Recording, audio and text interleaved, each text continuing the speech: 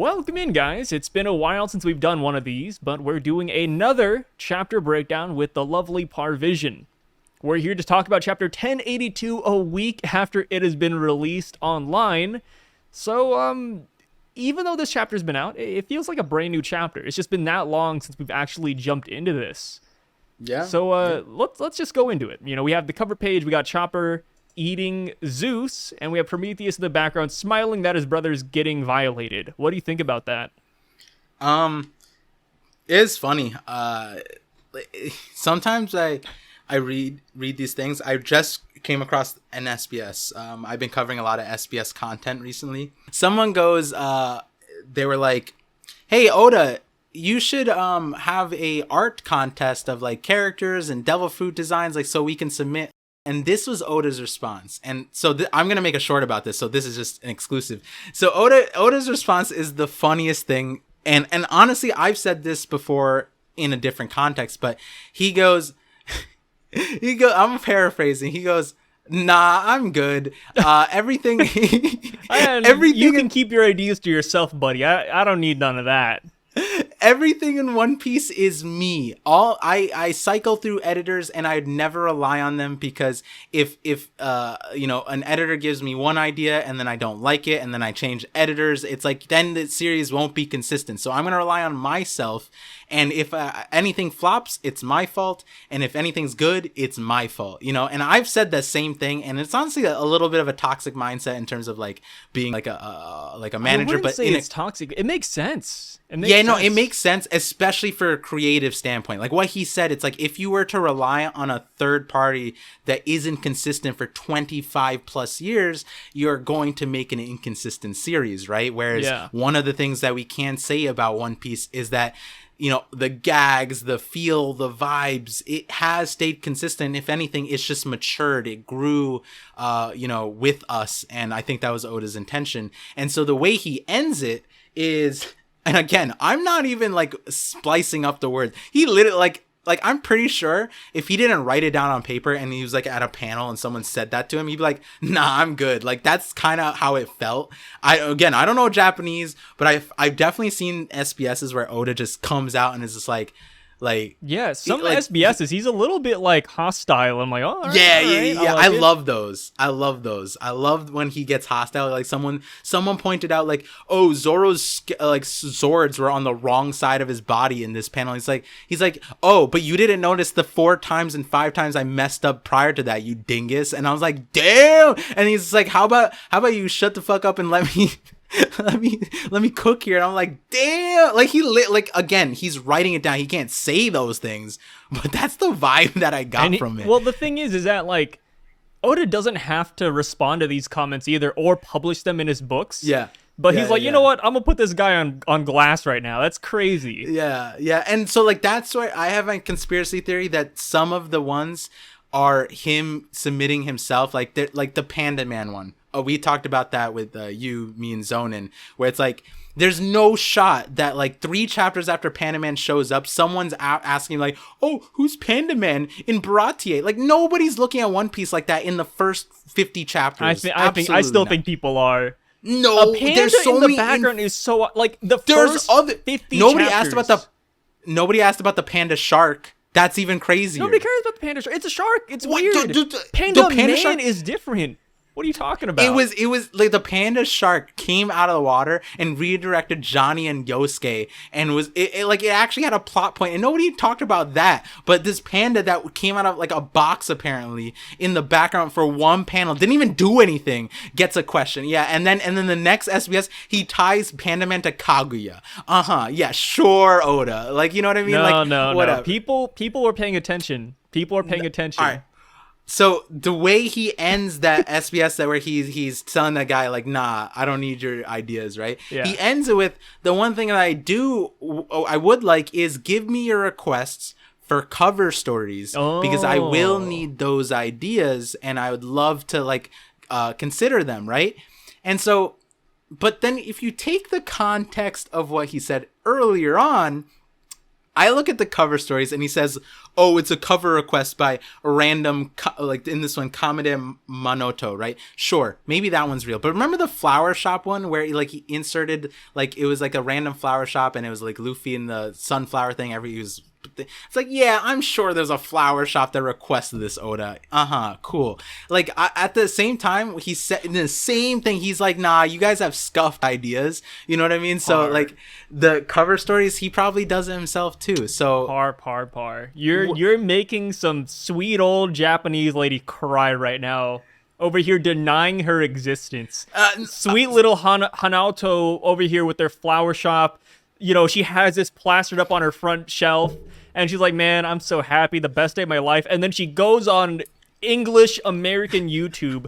And she sees this guy called Parvision just saying, yeah, she doesn't exist. Look at this stupid idea.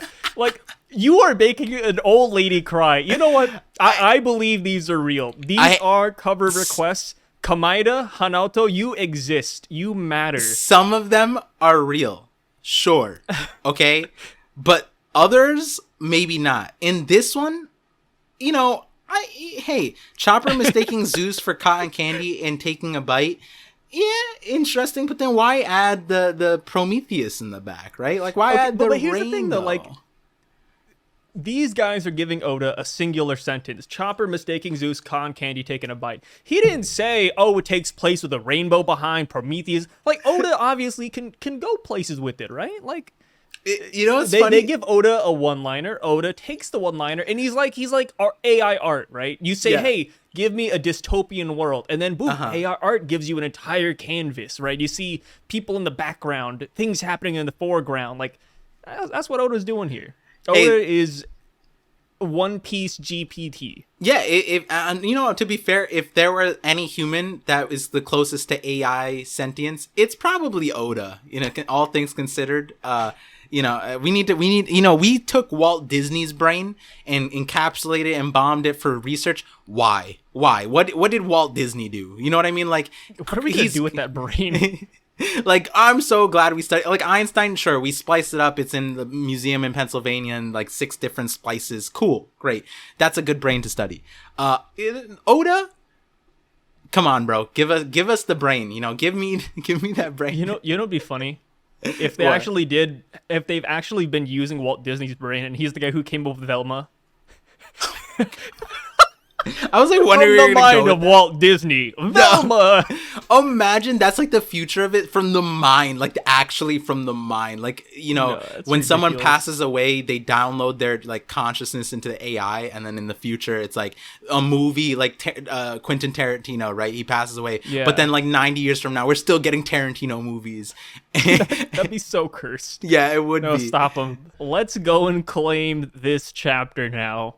Yep. We start off with a really sad headline where we see Vice Admiral TBone has died.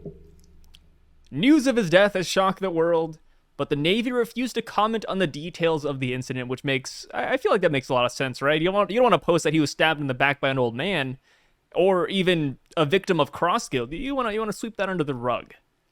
Yeah. And what are your thoughts on this? Do you think TBone is actually dead? Because I have seen theories, and I think we talked about it before, that there is a chance that he is alive because he does look like a corpse already. But if they're reporting on it, and if Buggy's giving out the money, I do feel like at least one person must have checked the body, right? Like, they must have checked the pulse. Like, before I hand you like maybe 500 million berries, I gotta see a picture. Send me the corpse. Yeah. You know? Especially if Morgan's is reporting this too. Like, there's got to be somebody that confirmed it. Well, we don't know. Wait, do we know if Morgan's, because like Buggy's delivery service, right? Like that was. You're right. Maybe he posted it. Yeah, because they have their own printing. They have their own printing. But if Buggy did it, then he would have put, "Hey, Cross Guild claim TBone." Right? True. Because Crocodile and Buggy were all about the whole like spreading the word of Cross Guild. They wouldn't hide details if it was Cross Guild. Yeah. Wait, hold on. We don't necessarily know, because in the title is just he died, right? They don't necessarily say Cross Guild did it in the newspaper, but that's what Sengoku and like the others like kind of understood, is like, oh, they must have got a fat check, right? Like, you know, it's like the read in between the lines kind of thing. But you know, that's me adding extra where it doesn't need to be. Yeah. But yeah, in terms of the theory of TBone doing that, I need to put it on the record for anyone who has listened to the live reaction where we talked about this. I was very disrespectful. I like how you've been apologizing for your T-Bone slander all week.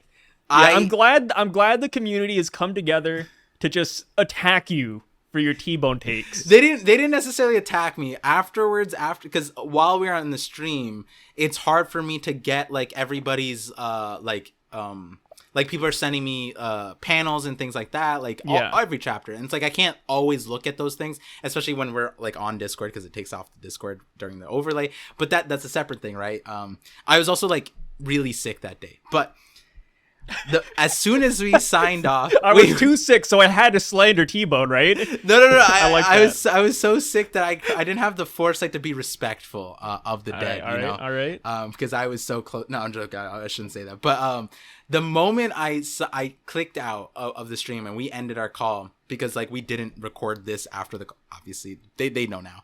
And I was super tired. Before I passed out, I saw like an absurd amount of notifications from my Discord and like my Twitter, and I saw like just like not a lot, but like just more than usual. And so I clicked on it, and it was the panel, that one panel that everyone kept on posting, and that single panel, I was like, oh man, I messed up. It was from, and to this, like I think to the end of One Piece, I will forever remember T-Bone's chapter. Is it the chapter where T-Bone says he wants to protect innocent civilians? I will not fail to protect the lives of innocent civilians in chapter 371, the Honorable Captain T-Bone, right? They named a chapter after him, Par. Done goofed. No, I will own that L. And the thing is that T-Bone, unironically, is my biggest asset, because I just posted a Bogard mega theory where people are like, their only counter to my theory. Most like the people who didn't like the video. I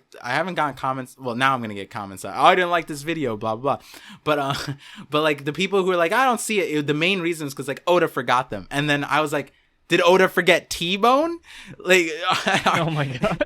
You think that he's gonna forget the original design to Garp, the right-hand man to the legendary hero of the Marines, using my man T-Bone as cannon fodder? And T-Bone is like, see, people screenshotted that thing. I will not fail to protect the lives of innocent citizens.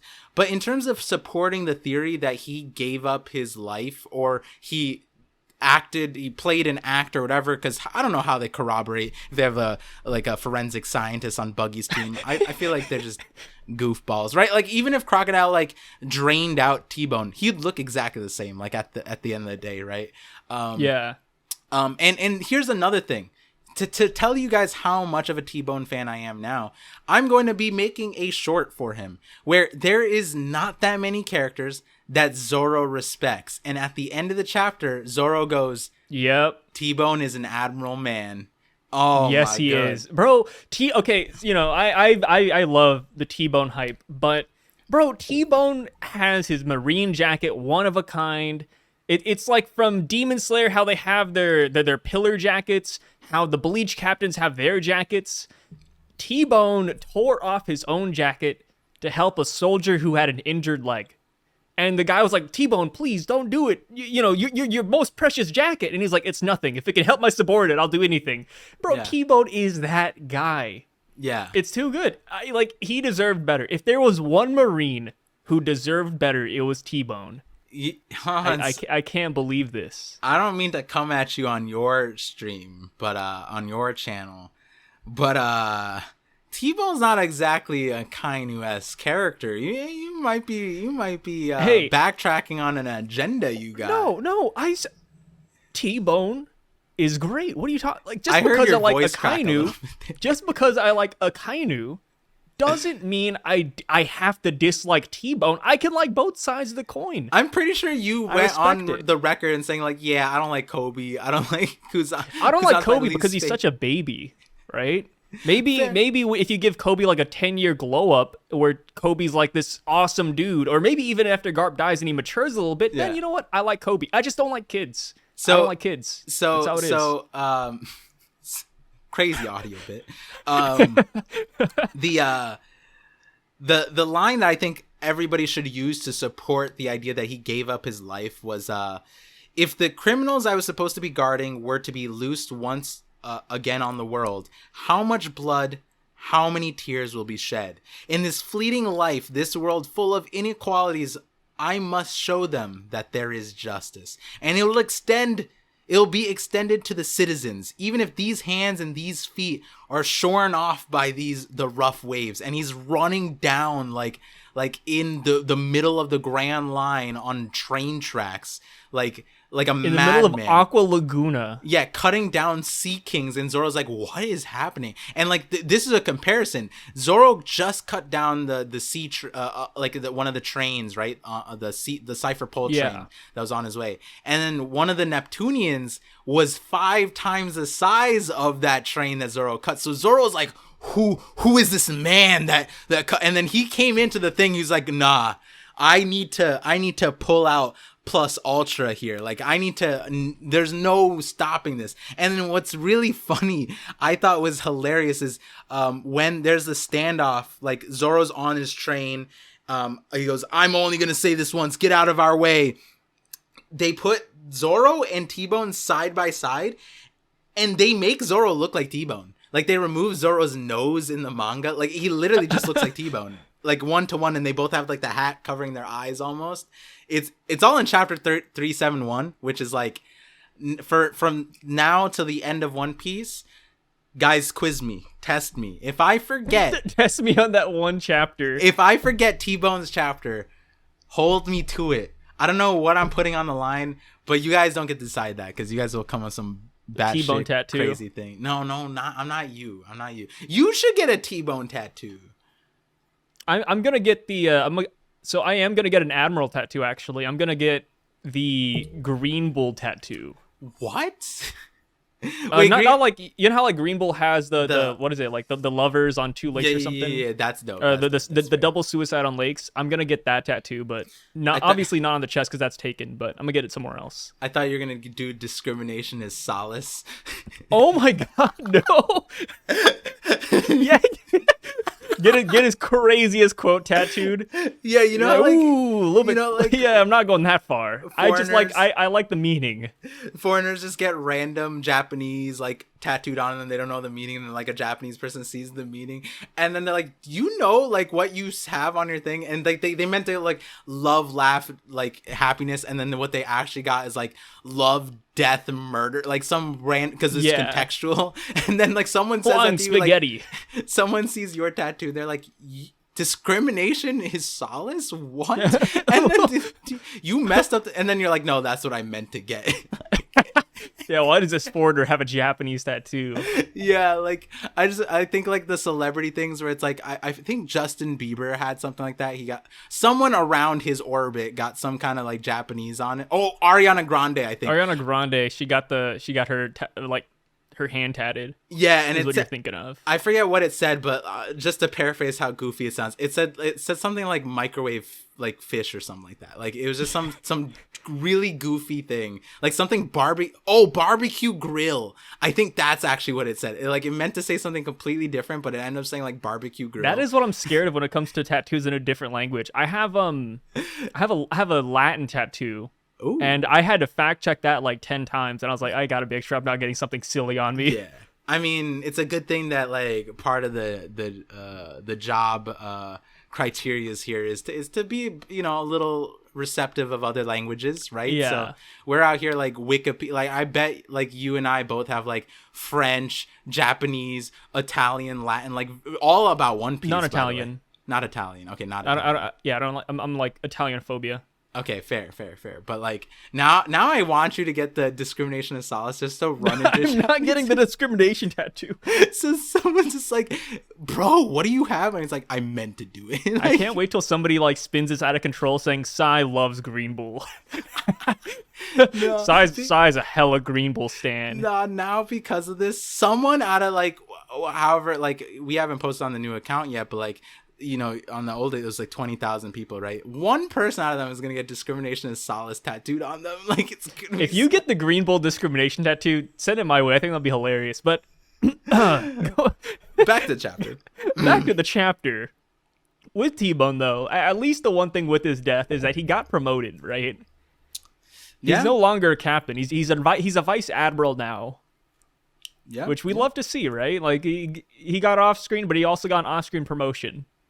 We got a W and an L to balance it out. Yeah, and I think another important takeaway from this like section of the chapter is TBone was used as like a great foil might not be the right word here, but like contrast to like what is presiding in within the Marines, right? The very fact that like instantly, I think this was like one of the quickest theories to become hive-minded, to become a voice of all things kind of theory, where it's like the moment you told anybody that like, yeah, TBone, this is fake, like TBone just gave himself up because he loves like the citizens and he's for the people, and everyone's like, no, yeah, that makes sense, right? Like that, I just see that, right? What great PR he has. Yeah, like is that Holy fast crap. And like the that is a testament to like, now you go to like what Sengoku is saying, right? Sengoku's like, how can you protect and serve the people if you have to constantly look over your shoulder when you're around them? And it's like such a selfish like point of view, because it's like that's what the Pepe Kingdom people have. Like that's what they're succumbed to, you know what I mean?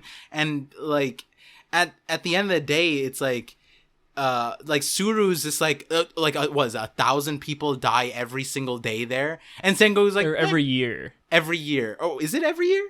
Yeah, every year. Oh, 1,000 die of starvation every year. So that means multiple people die of other things there, right? Because if you're killing I like the idea, and I'm just gonna throw this in as canon because I don't care about making this head canon, because we're just gonna do that. There's an agenda. TBone is from Pepe Kingdom. That is his kingdom, because he's also a starved looking dude. I think it just makes so much sense that it's just canon to me at this point. No one refute that in the comments, please. Like, you're just a jerk if you decide to do that. And so like he's from there, and like you gotta wonder, right? Like they're like, oh, like poverty and wealth, we all adapt to our circumstances, right? And it's like TBone, if he's from there, the same thing, right? And then Sengoku's like, nah, you know what I mean? Like he just brushes all of that nuance aside, and I'm like, wow, like he was the fleet admiral, you know what I mean? Like, and he doesn't have an agenda anymore. He's not like commanding people like that, right? So it's like he doesn't have to like put on a facade of what justice is or what it's not. It's like, what happened to like after you retire, you become a softie a little bit. Like even in his soft age, he has like that like more like a Kainu kind of thing, where it's like his sense of justice is like a Kainu's. His is reigning justice, which was interpreted as justice first, and a Kainu's is absolute justice, which is like justice over everything. So they're like one in the same. And it could even be that Sengoku was a Kainu's mentor, like Kuzan was Garp, you know, like that kind of relationship. And I just think that it's crazy that TBone was used to contrast that and then make Sengoku feel like even worse of a character to me. I feel like a lot of people came off like with a slight ick from Sengoku. I don't know. I didn't mind Sengoku. I feel like everybody I've talked to have said that they were like, hey, like I'm not a big fan of Sengoku anymore. I never was. I think really? You don't like Sengoku? I didn't like Sengoku because I forget what it was, but like. What did he do to you? I forget where it was, but there was just something he did that was like an ick thing. Like, and I don't like using the word ick. I don't use that normally. It's just that's like the only word at like 2 a.m. that makes the most sense right now. So like there was something that he did, and I'm just like, nah, you know, like, yeah. I don't know. For me, it's like the rice crackers. Like the guy's eating rice crackers all the time. I'm like, yeah, it's kind of funny. You know, I just looked up one more fact about TBone, and it just paints a better picture of him too. He was a vegan. Oh yeah. The dude was actually a vegan, bro. Like I don't care for vegans that much. You know, I myself, I'm not of that mentality, but goodness gracious, he had a kind heart. Imagine being called TBone, being named TBone. Is that his real name or is that his epithet? I think that's his real name. Yeah, that's his real name. Yeah. TBone's such a crack name. Whoever his parents were. It's a cool name. Dope. Oh, his epithet is Ship Cutter TBone. Oh, yeah. 371 said that. Yeah. He's known for just going through the Grand Line, cutting people's ships in half, which is like... He's over here pulling out Mihawk feats, bro. Yeah. What a monster. He's the only, swordsman in the Marines that has a flying slash. True. Guy's kind of a monster. From what we know, you know. Before Fujitora, of course, because I know Fujitora does it with gravity. Yeah. Did you look at the panel where Sengoku's just like, there's an hey, have you seen Garp? There's a new rice cracker flavor I want him to try. Did you look at that as a death flag for Garp? Oh, 1,000,000%. 100%. Yeah. People were calling me crazy, but I'm like, wait, that is like the most death flaggy thing I've ever flagged. Common trope. Yeah. It's such a common trope. Yeah, like to the point where it's like like this is what I picture. It's like the moment Sengoku hears the thing, he's gonna have that bag of the flavor ready in his hand, and like he's gonna conquer's hockey, crush it. And he's gonna drop it and drop it. Yeah, it's like he's gonna get angry, and we just see like it like the anger is gonna first, and then the like despair and the like he can't do anything about the situation, and then you see the bag fall down, and it's gonna be like one of those things where it's like you wouldn't think like you'd cry about a bag of chip falling, but like in the anime they're gonna hype that scene, they're gonna milk it hard. Yeah, where we're like our heart is they're gonna grab Ishitani to animate the bag falling, the bag. And you know what, if hey listen, some people know me more so as a business person. 100% I'd get ad spot for that bag of chips, bro. Like, you know what I mean? Like Lay's. Imagine those Lay's, yeah. Yeah. Oh my goodness. So like, I mean, Japan has their own, you know, things, but imagine it's like a new flavor of Lay's that Sengoku wants Garp to try, and it's like, you know, wasabi fried chicken, Korean barbecue. Like I made some. That's just racist. It's Owazumono Sushi Nigiri. Yeah, good one, Par. It's Japanese rice, soy sauce, salmon nigiri. Okay, all right. You know what? And all right, let me hit you with it. It's Alfredo funnel cake, Alfredo funnel cake hot dogs. All right, is that what you wanted to hear? Yeah. That's Diversity, the most disgusting flavor I've ever thought of. Alfredo funnel cake hot dogs. Imagine Garp actually lives and he sees that flavor waiting for him, and it's just like, guys, I gotta end it here. He dies from the chip, and then Sengoku's like, but I loved it. Like it's like one of those things where your friend wants you to try something so badly, and you try and it's like, this was disgusting. Yo, that'd be so funny. Oh my. Yeah, that's how Garp actually dies. No, but I 1,000,000%. I see it. Right when I saw the whole thing where it's like, I want him to try this. He's not gonna try it. Garp is not gonna be around to try this rice cracker flavor, man. There ain't no way. To the point where I think like whatever happens, Sengoku's gonna seek revenge, and that's gonna be his opening line. It's gonna be like, I wanted him to try this flavor, and you took that away from me. Like, I honestly see that being like an opening line for if Sengoku ever seeks retribution, which is like, you know, I feel like he would. He needs to. Like, if Garb dies, okay, and Suru and Sengoku don't pull up, the worst friends ever. The abs, like, never, ever putting them in a video, never talking about them ever again. You're blacklisting them from your YouTube channel? I will. No, there's no shot I'm going to talk about, like, that's honestly more, people give... I would lose a lot of respect for like, these guys. Heat and Wire giving up the poneglyphs, like, you know, to live. It's like, no, this is worse. You're telling me of, like, what, 80 years of friendship? He dies and you don't even get revenge, and you're supposed to be the strongest people in the Marines? They climbed the ranks together. Bro, Garp, Sengoku, and Suru, they're like Team 7. They're like Naruto, Sasuke, and Sakura from Naruto. Yeah. Like, they are the homies. If they don't show up after Garp dies, or even try to go after Hachinosu, I'm gonna be like, yo, like, what are they doing? What's going on with these dudes? Even to the point where people have made theories where, like, if you've seen past Suru, people have made theories of, like, Garp and Sengoku both, you know, essentially hidden that. And so it's like, they even closer. What theories are you looking at?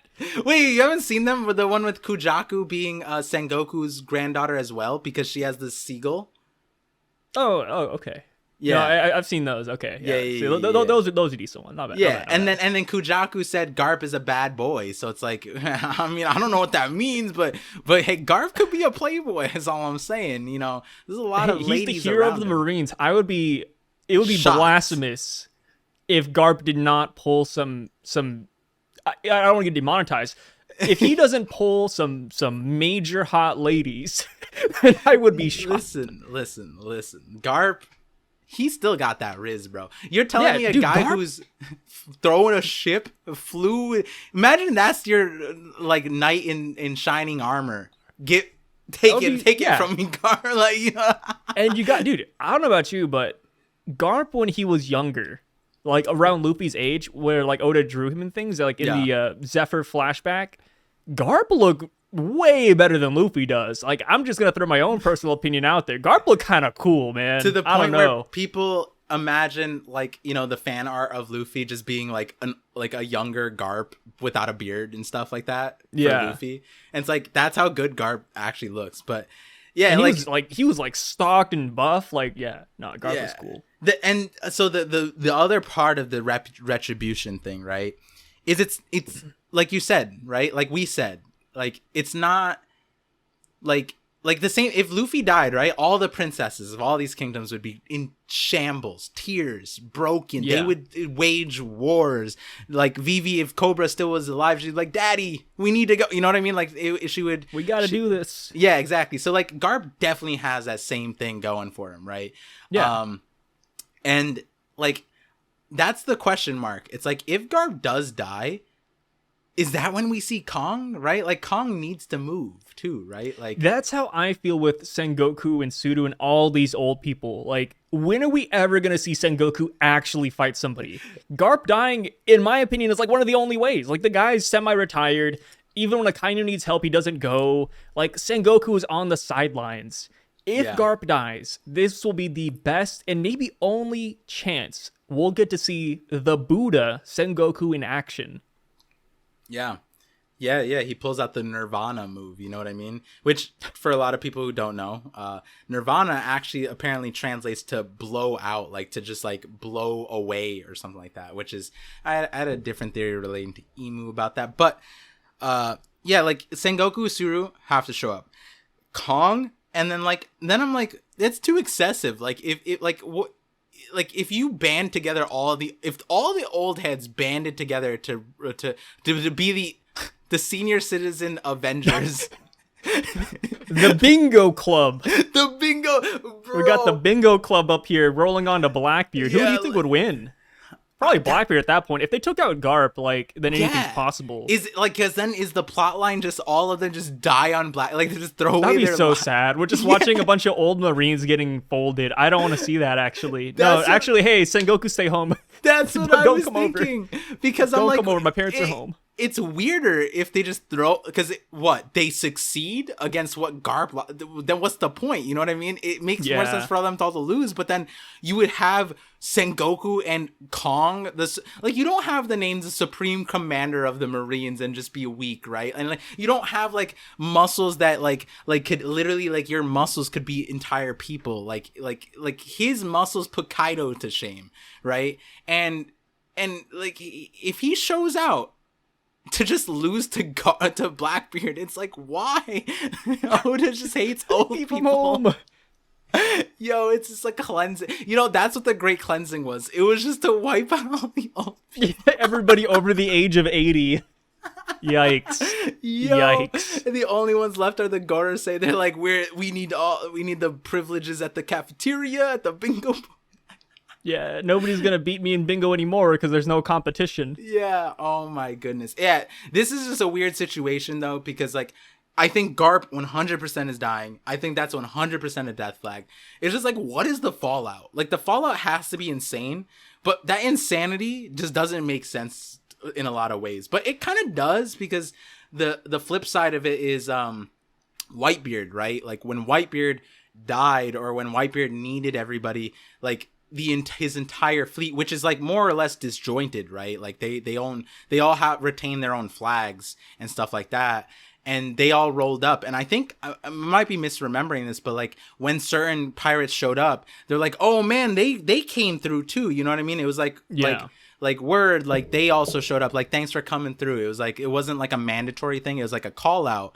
And so like in that regard, I see Garp as the flip side for the Marines, like the father of the Marines. So it's like, it could make sense to have the Marines instigating all this thing, but then would it make sense to make Blackbeard that entity that the Marines like essentially lose all against Blackbeard? I don't know. And it would make Marineford completely flipped, because like it was Blackbeard versus the Marines in a lot of ways. Like he took over by the end of it. So then if you were to flip it and Blackbeard is the Navy now, oh, that and might they're just like raiding him. That would be nice. And then they fail. We're in store for another war. Yeah, and if it's all... Oh. Wait.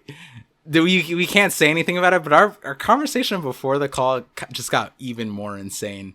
It always is. Ooh. Especially when you were talking about... You brought up Vasco shot and Hina. That was crazy. You went nuts with that one, bro. Pump out that video. So with that being said, though, do you think they're going to Hachinosu, or... Well, like what's up with that? Or do you think they're going to actually chill here and go after Cross Guild? I think it makes sense for them to go after Cross Guild. Okay. Yeah, I think like putting, at one end, it's like, do they believe Garp needs help? Right? Oh, I see. Like, I don't think that they're in a situation where they doubt Garp. I think Garp is also the strongest out of all of them still to this day. You could probably combine Suru and Sengoku and it'd probably Dudes still like be Jiraiya. Garp. Yeah, like Garp is... hey, that's a solid... Garp is probably the reasonably, like, he could, handle himself, right? And I think they would understand that the most. Like the fact, like, people scale Sengoku to the same level as Garp, and I see that, but then they're like, oh, but he also has a mythical zone. It's like, I think you needed to give Sengoku the mythical zone just for him to be Sasuke the Susanoo. Like, to be on the same level as Garp, he needed a mythical zone Buddha, right? Like that's how I'm kind of seeing it. But and like, it's a soft thing, but like the focus that Sengoku had for the Cross Guild, to me, it's like the God Valley thing, where it's like the Rocks pirates were like this like entity that need to be neutralized, and then like Cross Guild, like there's a lot of nuance behind it, where it's like they underestimated it, but they underestimated to the point where now it's like it grew into something that's worrisome, right? And I almost wonder like what Sengoku's perspective is of Buggy, is of like their entire force. Like, does, like, when you think about it, like, can Sengoku and Suru handle Mihawk Crocodile? You know what I mean? Like, they're kind of... Ooh. That's like a scary... it's a scary lineup. Yeah, like, in a world, it makes sense, like, Sengoku, if we put him on Garp's tier, but, like, Mihawk is there. And then, like, is Crocodile losing to Suru? You know what I mean? Like, if both of them kind of combine... interesting matchup. Yeah, I might run a poll, actually, about that. It's rough because Sengoku and Suru back in their day were, like, peak characters. But they did get older, and I don't know where people get the idea that old people are super, super powerful. That's not what Oda has ever said. He just said he likes it when they're powerful, but they have been weakened over time. Yeah. Like, every old character has said that they have gotten weaker. They're still strong and powerful, but they're not peak. Yeah, I think for me, the reason I just did like a tier list, I've always wanted Suru to be on the same level, but like especially what we got on Garp recently, it's like he has a different resolve set, right? Like, he's going out of his way to do certain things. Sengoku is just chilling, eating chips, like, even when he was on payroll, right? Like, he's feeding a goat, right? Like, that could never be Garp, right? Sengoku, in a lot of ways, especially in retirement, it's like he relinquished a lot of resolve here, in my opinion. And I think, not that I see Suru in the same realm, but like, Suru, to me, feels like she also took a back seat to a lot of things. And so you think they got weaker? I think their hockey is less potent, right? Yeah, that's fair. Even if there were monsters in the past, the difference is like Garp is like, oh, like, I'm half as strong, or I got weaker, or whatever, right? Like, if you were even to say like Suru and Sengoku are on that same tier of Garp in prime time, I think that they diminished more than Garp did. So if it's half for Garp, then it's like a fourth for them, right? And I would imagine like a fourth is tolerable. And then you have to add strong. Yeah, it's strong, but it's also like not insanely like powerful. And then on top, I was about to say, like, it's strong enough for us to debate about like, oh, Mihawk versus them, right? Yeah. I like to say that Mihawk would win, and it could be like, oh, Mihawk is just overall stronger than them, But it could just be an age thing too. Like these guys are, if Garp half as strong, it's like you said, like these guys are at quarter power. Yeah, that it's just the way the cookie crumbles at that point. And so and then we see that they're talking about cross guild, then we transition to cross guild. I think one way or the other we're going that route. And it might be that's the, like, if Blackbeard, I've talked about it like this, where it's Luffy just dismounted Kaido, and through Kaido he became immensely stronger. Pre Onigashima Luffy versus post Onigashima Luffy is a completely different shonen character. You know what I mean? It's a completely different series to a certain extent. And I was saying that Garp is that for Blackbeard. If Blackbeard's not there yet, Garp is going to be the way that they level up to that thing. And you know what? Sengoku and Suru is probably the stepping stone for Cross Guild, right? They don't have like a set feat. Yeah, T-Bone, sure. But like the thing is, like, they don't have like a, oh my God, they took out the form. Like, you know what I mean? Like, Garp is the legendary hero of the Marines. Blackbeard taking him out crazy. Luffy took out the King of Beasts, the man 1v1 god, whatever, right? Then Cross Guild took out the former Fleet Admiral and Suru. That would be their testament, right? To then now everybody's on a same level of respect to even Shanks. Right now, I don't think anybody would respect any of them on Shanks' level. But you take out the legendary, you take out Kaido, you take out Garp, you take out Sengoku. That's their, I think that's it. Their claim to fame. Yeah, I think that's it. That's But I 100% agree. Like, Cross Guild needs more bodies, especially Mihawk and Crocodile, right? Well, especially Mihawk. Because there are like a lot of those like Fraud Hawk allegations out there, and it's just simply like he just needs a good fight. We just need to see a feat of post time skip Mihawk. And the hard part is that with all of this, Oda's playing a very delicate game. Mm-hmm. Because once one of these dominoes fall, they all start falling subsequently. Like, does he want to get rid of Garp? Does he want to get rid of Sengoku? Like he only has a handful of characters. If he starts killing these dudes off or, doing their fights left and right, then by the end of the series, we're just not going to have a lot of people left. Yeah. Which, I mean, is fair because, we are in the final saga, but I don't know. It's not easy to be Oda. I can see it from this.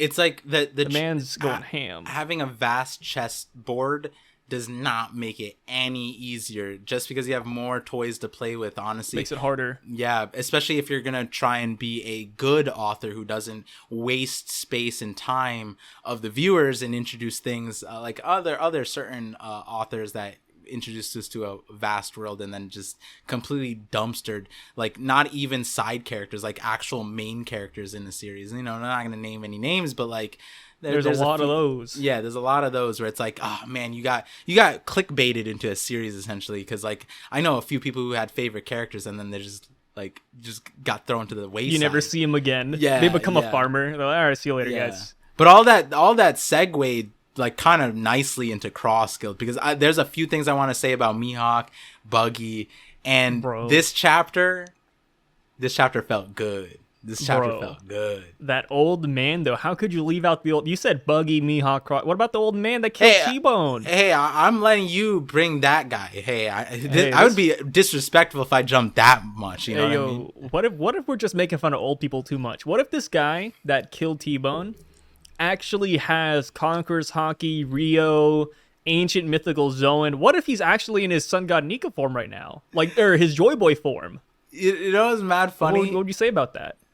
The people came to the point where they were saying this off of my Bogard video, because the leader of Sword, and I was talking about Sword and how at the moment our understanding is like they put people into like threats against the Navy. So like whether it's a Yonko, whether it's a group, right? Like Doflamingo, if Corazon was a Sword member, you got that, right? So then who's the Sword member in Cross Guild? And so people were like, yo, this old guy, what if this was a ploy to get someone in? Like, T-Bone was in on it. This is a 9,000 IQ way to insert an agent into the Cross Guild thing, an informant, if you will. And this guy is actually cracked. Like, there was variations of that, and I thought that was hilarious. I doubt it. I think that this character is more so like a testament, like what Buggy says as a response to this guy, he goes, "You're evil charisma incarnate. Stop being so humble." Right? Hey, Like, Buggy's a great judge of character. If Buggy's calling this man evil charisma incarnate, I'm not taking that lightly. You know, we all know Buggy to have insane observation hockey. he also he wasn't wrong in the previous thing. He said you took down one of Navy HQ's finest vice admirals. And hey, I thought Buggy was memeing. I was wrong. Buggy was right. He is one of the finest vice I like admirals. how you're overcompensating now. Every time we talk about TBone, you're just like, oh, but TBone, by the way, the greatest character known to mankind. Every time T-Bone's brought up, you just have to, you know, you're bringing back good faith. I just want to point Your out, case I was about not T-Bone. disrespectful out of malice. I was disrespectful out of ignorance, and you know that doesn't say anything. Like, I'm not trying to.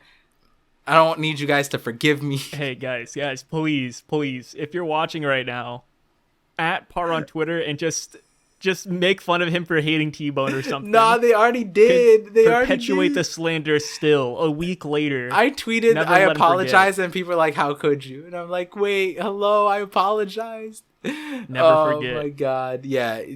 Like this old dude though, he had the greatest welcoming party of all time. Yeah, dude. He had like these prison mates coming over, patting him on the back, laughing with him. Dude, that is nuts. And you're telling me not a single person here thinks it's sketch that he took down a vice admiral?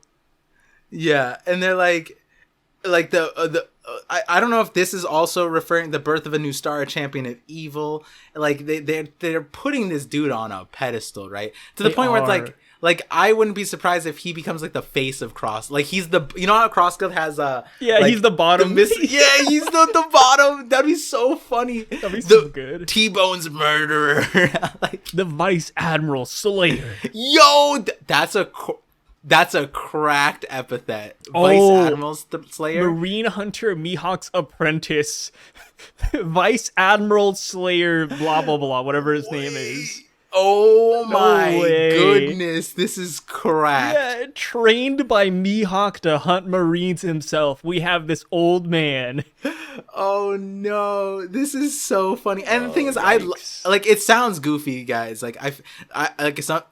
There's several times in the call where I just forgot that we were recording. But like the Buggy, like this is what Oda's doing with the Buggy stuff, right? Like it's things comedy. that are, it's comedy, and then there's like reality. And then, like, even in this chapter, he brought it down to earth, but it's like, he's not going to remove the comedy. You know what I mean? Like, yeah. we can get there when we get there, but it's like, this felt awesome. Like, I'm just great. yeah. What a great chapter. Yeah, this even up to here, the reception this dude has, he's like amongst like the worst villains in all of One Piece, and he's just like being like treated like a god. It's so great. Like, I'm looking at it. Like, is he, you know, I want to entertain the idea that he's a spy. I want to entertain that he's a guy. Like, you know what I think of? I don't know if you remember in the Ace flashback, or not necessarily the Ace flashback, like Luffy's flashback of Ace. I don't know what people refer to it as. But about Nagatomo. yeah, the guy, the filler dude who fought Yeah. Gold Roger and trained Ace, And- Sabo, and Luffy and had Conqueror's Hockey. Yeah, for context, there was there were 2 episodes of filler during the Ace Luffy flashback where Ace, Luffy, Sabo were training under some random old man they found in the forest. And this old guy just for some reason had Conqueror's Hockey. And he doesn't look like him, but he had the same build. Yeah, It's insane. Yeah, and he fought. He was the only, like, apparently Gold Roger killed his entire crew or something. He's the sole Gold Roger survivor. kills a lot of people, bro. Like, what is Yeah. with Gold Roger and killing crews? Yeah, like, what did they have to say? Like, you know what I mean? Like, that's the worst feeling. Like, you lost all of your friends because you just called, like, Roger dumb or something like that. That's like the second or third time Roger's done that to somebody. Yeah, Like, I mean, why? Well, why does he do that? Like, and this was a filler thing. Like, Oda had no reason to be like that out of pocket. Like, Roger could have just defeated them. But again, maybe I'm misremembering things. But I'm pretty sure like I saw like their ship was sunk. Like he was just on rafts, and there was nobody else left in sight or something like that. Yeah, I got the Titanic treatment. Yeah, and then this dude just is literally washed up in front of Ace, Sabo, Luffy, just on a beach or whatever, training them, like beating them down with a pipe, like with Kankurazaki. And I know what people are saying. They're like, yo, Side, like, Par, like, you're crazy. Roger doesn't kill, like, crews. That's filler. Bro, he killed Squard's crew. Yeah. Squard was in a bar drinking because Roger killed his entire crew. That's why Squard stabbed Whitebeard, because he found out that Ace was Roger's son. And he's like, I was betrayed by the man. I confided in you in Whitebeard. I told you Roger killed my family. And then Whitebeard's just like, side-eyeing. Yeah. Dude, here's the thing. What if, is this sound blasphemous? What if Luffy wants to surpass Roger, he has to start killing crews? Do you think I don't think he'd do it, but that'd be hilarious. Like, Luffy's like, you know what? I want to follow in Roger's footsteps. And he looks at like all of Kaido's crew. He starts cracking his knuckles. I'm sorry, King. I'm sorry, Queen. I'm gonna have to put you under. This is what Roger would have wanted. I thought of here's like a three-step thought process that hit me. Like when Rayleigh's reminiscing about Roger, it's not like the good old no it's them slaughtering people, and they're just like blah blah, and then like Shaki was like, you know, like, oh, like kid is a worse pirate, he like kills people, that's why I like you, Luffy, right? And then like Rayleigh looks at Luffy and he's like, man, they don't make pirates the way they used to, you know what I mean? Yeah, like, how could you say you don't like people like that are like Kid? But Roger became Pirate King, and Rayleigh's like over here reminiscing of the good old days. Like, oh yeah, we used to kill hella crews back in the day. Bro has a bar and is drinking night and day. It's like, what is he thinking about, right? Is he thinking about all the sad moments when Roger's terminally ill and dying and execute? No, he's thinking about the good old times when they were young in their youth and just slaughtering people. Like, wasn't Shiki another victim of the Roger crew killings? Apparently, yeah. Like, there are 50 ships all gone in those storms. Yeah, he just got rid of all 50 ships minus Shiki. What is it with Roger killing the crew, but leaving the captain alive to live in anguish? Yeah, like, and then the captain just has to live with the fact that all of his subordinates just died. And right? then unironically, awful. Like the captain ends up like interacting with the will of Roger somehow, right? Like, even in the filler, this dude is like training Ace and Luffy, and then Squard is like fighting on behalf of Ace and Luffy. And then even if you go as far, what was the other one? Oh man, there was one other that is escaping my mind right now, but there's one other that's just like, bro, the fact that all of these things just tie again is just so. Oh wait, maybe Roger. Okay, here's a cracked one. Last one, because I know we're going like all the way to Roger somehow. But bro, what if killing a crew and leaving the captain alive is what it takes to be Joy Boy? Because we saw Roger do it, right? But you know who else we saw do that too? Who? Kaido. Oh, with Kaido Kid? killed all of Gecko Moria's crew. Oh! And only left Gecko Moria alive. And then we know that Kaido is like thinking about Joy Boy on the side. Yeah. Yo, there's something here. Oh, and his redemption. No, so maybe that is the wrong path. And so when it came to Kid, he's like, nah, I can't kill your entire crew. You know, we'll leave them alive and I'll just imprison you. You know what I mean? I'll keep you instead of like sending you off in the drift. Like, I did it wrong. You know, that's not what Joy Boy would do. That's probably his like rehabilitation towards. Joy Boy wouldn't kill all of Gecko Moria's friends. Yeah. But meanwhile, Rayleigh and Roger were like monsters, and they're like, nah, I can't support this daffodil pirate kid. What do you mean? Like, he's not killing people. You know what I mean? Yeah, like he was too afraid to kill the people at the auction house? Man, not my future pirate king. Hey, Roger would have killed all these people. What are you talking about? Innocent civilians? Bro, Roger, what are you talking about? Yeah, the thing is... We're just going on Roger's slander. Roger didn't discriminate. He is slaves, Celestials, all the same to Roger. There was one more filler one with Roger. Roger, back in Logtown, we went to a bar, which is filler. Oh, and that old guy gave him milk, and then the guy's like, "Hey, look at this skull right here. Goldie Roger killed this man with a single blow to the skull." He's just buzzing. Bro, Roger loves taking people's heads. All Wait, I gotta say. That's not even filler. That's canon. Is it canon? All the filler in Logtown in the anime is canon. Oda just couldn't put it in the manga. I remember there was an interview, and I think you find on Twitter. One of the people probably posted it, but yeah, that's a real thing. What is out of pocket with Roger? As much as we sound like we're on a tangent, we're not, kind of, because of what comes later. But like, it does, contextualizing Roger's kind of funny.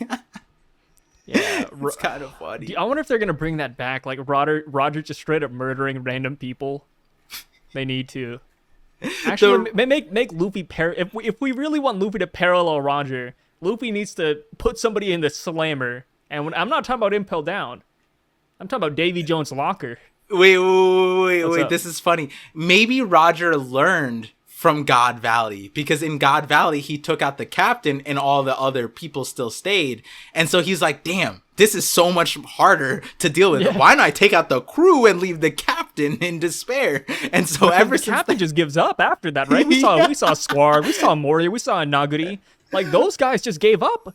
Oh no. Like what? Like Moria lost and he said, "Yep, I don't want to fight anymore. I'm just gonna have an army."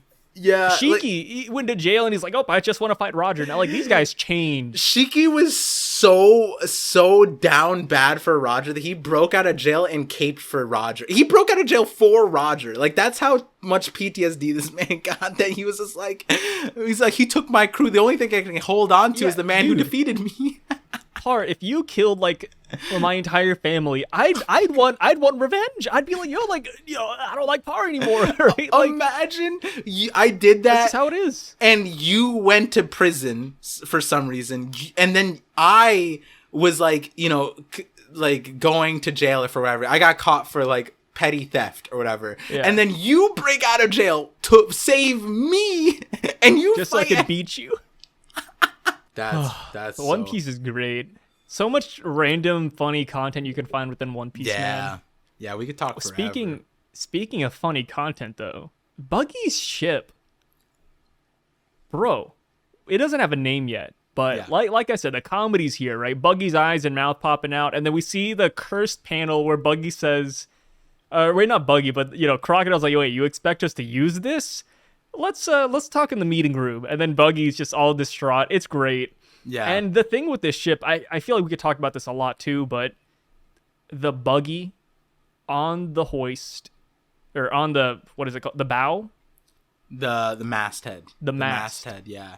The masthead. Being the Bartow Club equivalent, which is like, it was funny because when I on the live stream when I was saying that, like it was like I had like a out of body experience when I saw this ship. I was like, whoa, because I didn't expect that. Like, like as memed as it was going, like I never put the two and two together that like the Grand Fleet is essentially Luffy's cross guild, but more so the Bartow Club.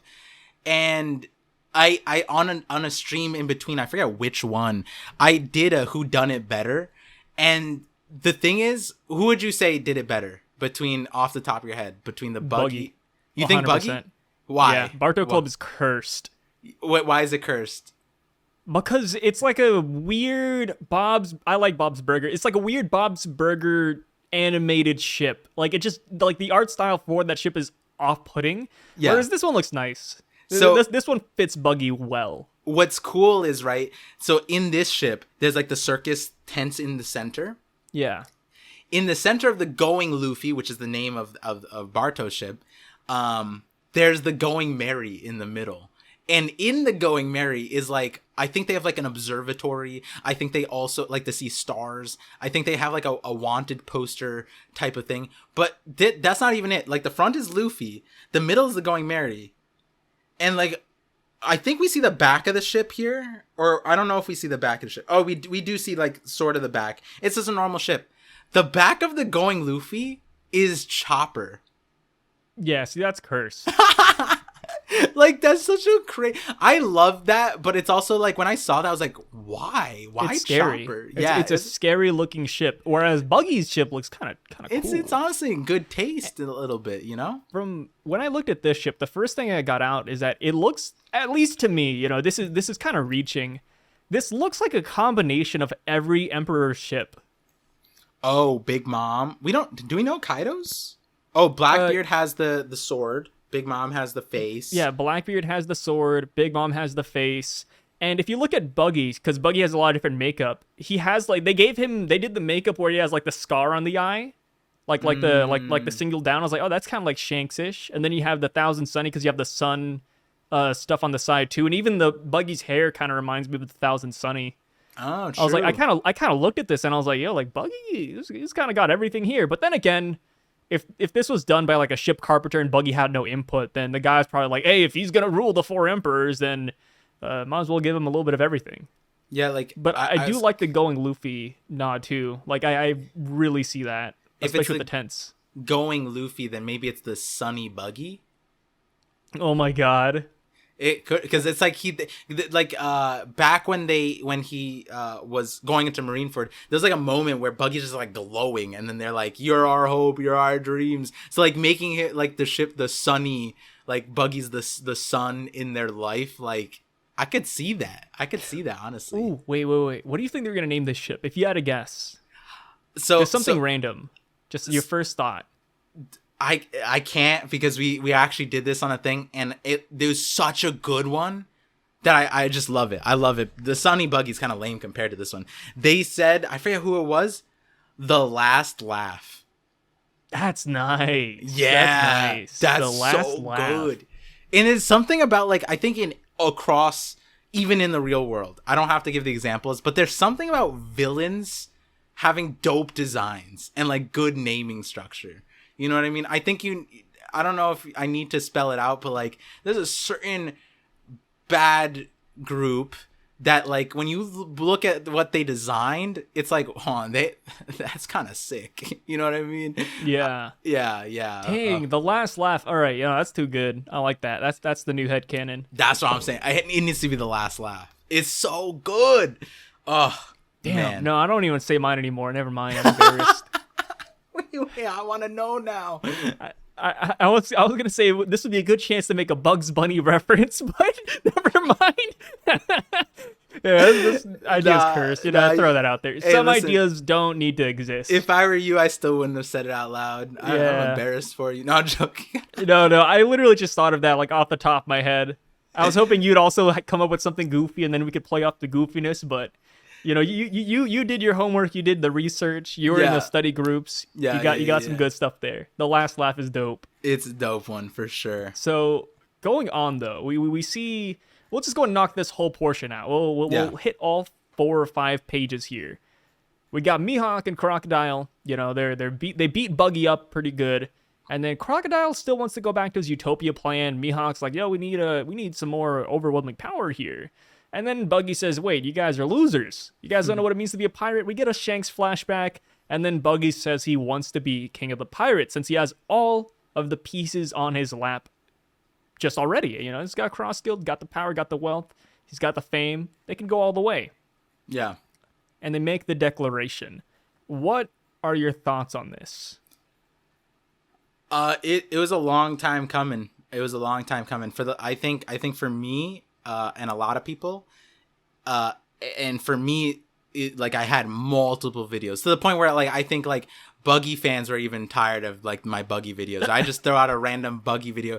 Buggy's a fishman. Hey, I still believe in all of them. Buggy's a rain god is the strongest one. People look at you like Crocodile and Mihawk looks at Buggy. Yeah. But at the one that truthfully I didn't think would happen last week was.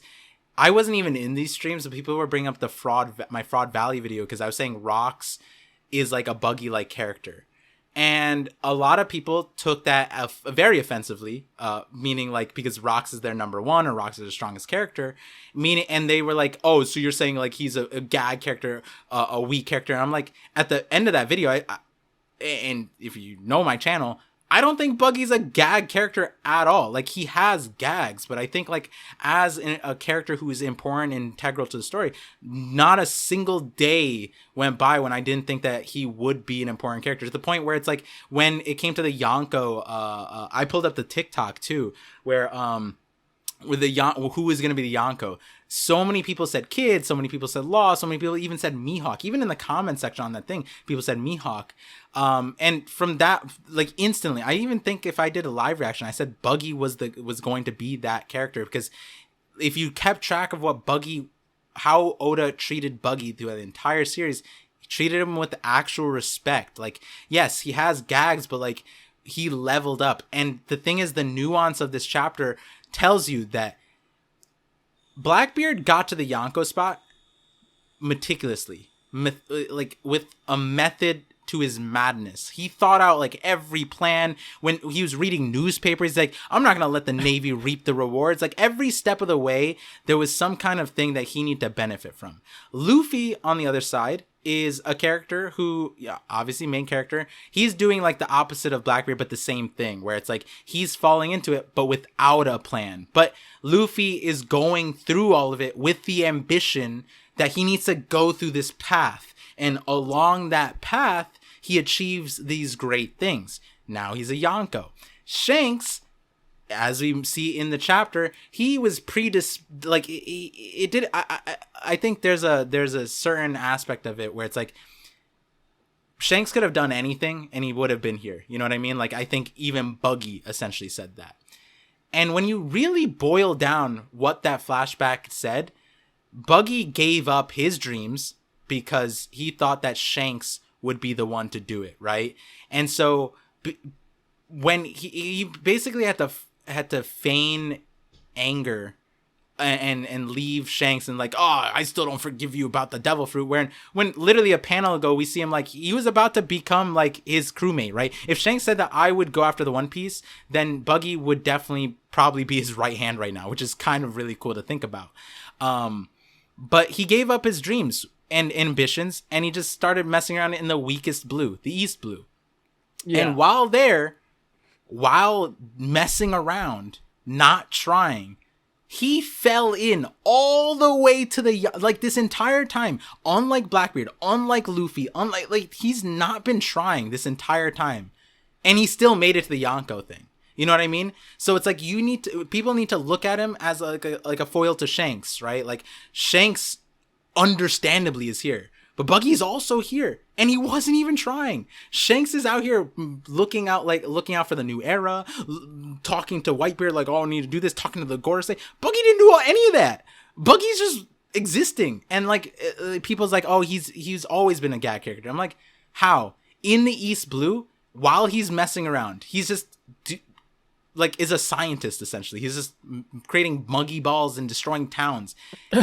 He's playing with the circus buddies. Yeah, like, his reputation in the East Blue was that of like a sinister pirate, like that, like one of like basically the Yonko of the East Blue, to the point where when Luffy showed up to Syrup Village with his ship's flag, the people recognized it and was like, oh my god, wait, it's real pirates, the Buggy pirates, right? Like Buggy again was not trying and still gained that reputation. So like, you know, I think the overarching thing about Buggy here, finally, I think there should not be any more people doubting Buggy's role in the story. I think that was like the most important thing. And like, underlying that is like Buggy like lil broing Mihawk and Crocodile, because they're like the pirates, they're acting like they're pirates, they act like they have a plan, and Buggy's like, y'all dumb? Like, are you okay? Like, are you guys were you not at the execution? Yeah. And like, that was so dope, because when it came to it, when Buggy realized his current situation, he did not let them stop. We just saw him got his ass handed to him, right? And then the moment he was like, wait a second, I'm a Yonko now. And then, like, you know what? I know the words to say. We see like Crocodile stomping on him. We see them like back, like, hey, stop, don't do it, blah, blah, blah. They're like, and he's defying them. But also, like, it hit me. Like, if I was that old guy and I got introduced to Cross Guild on my first day, the leader of Cross Guild goes out and says, Every moment you cling to life might be your last, so why ignore that screaming urge inside you? If you gave up because the reality of it was too daunting, now's your chance. It's time for us to set sail to reach out too late. and grasp what we all desire the most. It's time for us to finally go and claim the One Piece. And like, if I was that old dude, I'd be like, I'm 80 and I'm down. You know what I mean? Like, I am evil incarnate. Yeah. You called it right, Buggy. Like, the guy just becomes a monster. Yeah. Like, oh my God. Man, honestly, I'm going to say it right here. I might get some hate for this, but I think Buggy's speech right here, the whole I want to be king of the pirates and let's get the One Piece, this might be one of the best speeches in the series for me. Yeah. Because, Luffy's saying it. Yeah, like Whitebeard's saying it, sure. When characters say this, it's people that we expect it from. Buggy's saying it, though. Like, yeah, we knew he had the drive in him. We knew he had the backstory, had the build-up. But him actually, like, crying here, saying this, even though he has two people attacking him left and right. Like, this is huge. Yeah. It's such a great character moment for Buggy. And like you said, like, it gives whole new meaning to, like, the whole... I hate Shanks perspective that we saw beforehand. And honestly, like, I wish we could see an alternate dimension as to what would happen if Shanks was going to go after the One Piece. Because let's say Buggy didn't join the crew. If Buggy wanted to stay a rival to Red Hair, maybe Buggy just trains up and he's actually a monster by this point of his life. Like we never saw that. Yeah. And maybe this is the start of that. Who knows, man? I'm excited. I'm excited to see what happens with Buggy. But with that being said, do you think Buggy will get stronger because of this? Yes. That I was going to insert my thing, but answering that 1000%. If you guys have seen my channel, all the various Buggy videos, I think that he has the foundation, whichever route Oda wants to go. It might not be all of them, but it easily could. Like I found out, like, ironically, like some other theories I had in the past end up supporting these things in a weird way, where it's like, I think Oda left in a very free way to make Buggy incredibly strong, multitude of ways, whether it's Rain God, whereas the Fishman lineage, one way or the other, really cracked, right? The Devil Fruit itself, like the fact that it's like adjacent to the Opi no Mi, like the Mihawk is standing right next to him, and we saw Mihawk like trying to, obviously I don't think like Mihawk can't hurt Buggy, but like we saw him like shred him to like smithereens, and Buggy's like getting angry at Mihawk. Like that's like a crazy situation, right? Like anybody, I don't think we've seen anybody like look at Mihawk and like show aggressive emotions. I don't think you do that to Mihawk, right? Like the only other person is Shanks, essentially. Like Shanks was like, are you here for a fight, right? Like even that was less than what Buggy said. Buggy was just like, I'll get you back for that, or something like that. I don't think anybody has ever said that to Mihawk and like lived, you know what I mean? Like I feel like if you said that to Mihawk, you're probably dying. And then like we see probably one of the most emotion, like full, I don't even know the words, but filled faces of Crocodile. Like Crocodile, honestly, I made some jokes, but like there's a theory out there that like that the way Oda tied up Crocodile's hair there, it gave some credence, but Mihawk was sweating. Like Mihawk looks more scared here than his Seraphim did of Zoro. You know what I mean?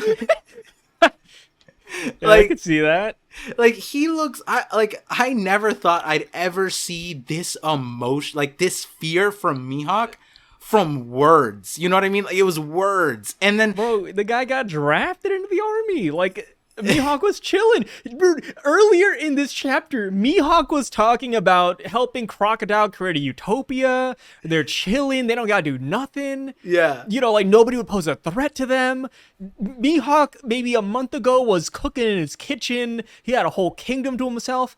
And then now he has to go for the One Piece. He's like, yo, Red Hair, Shanks, Luffy, like Blackbeard, you're telling us we have to do this now? Like, you just brought a gamer kid out of his room for the first time. Like, that is what's happening to Mihawk. I feel bad for him. It's funny because, like, I want to clarify that, like, people took those dialogues, these lines, and said Fraud Hawk or whatever, Mihawk's, like, ambitionless, whatever.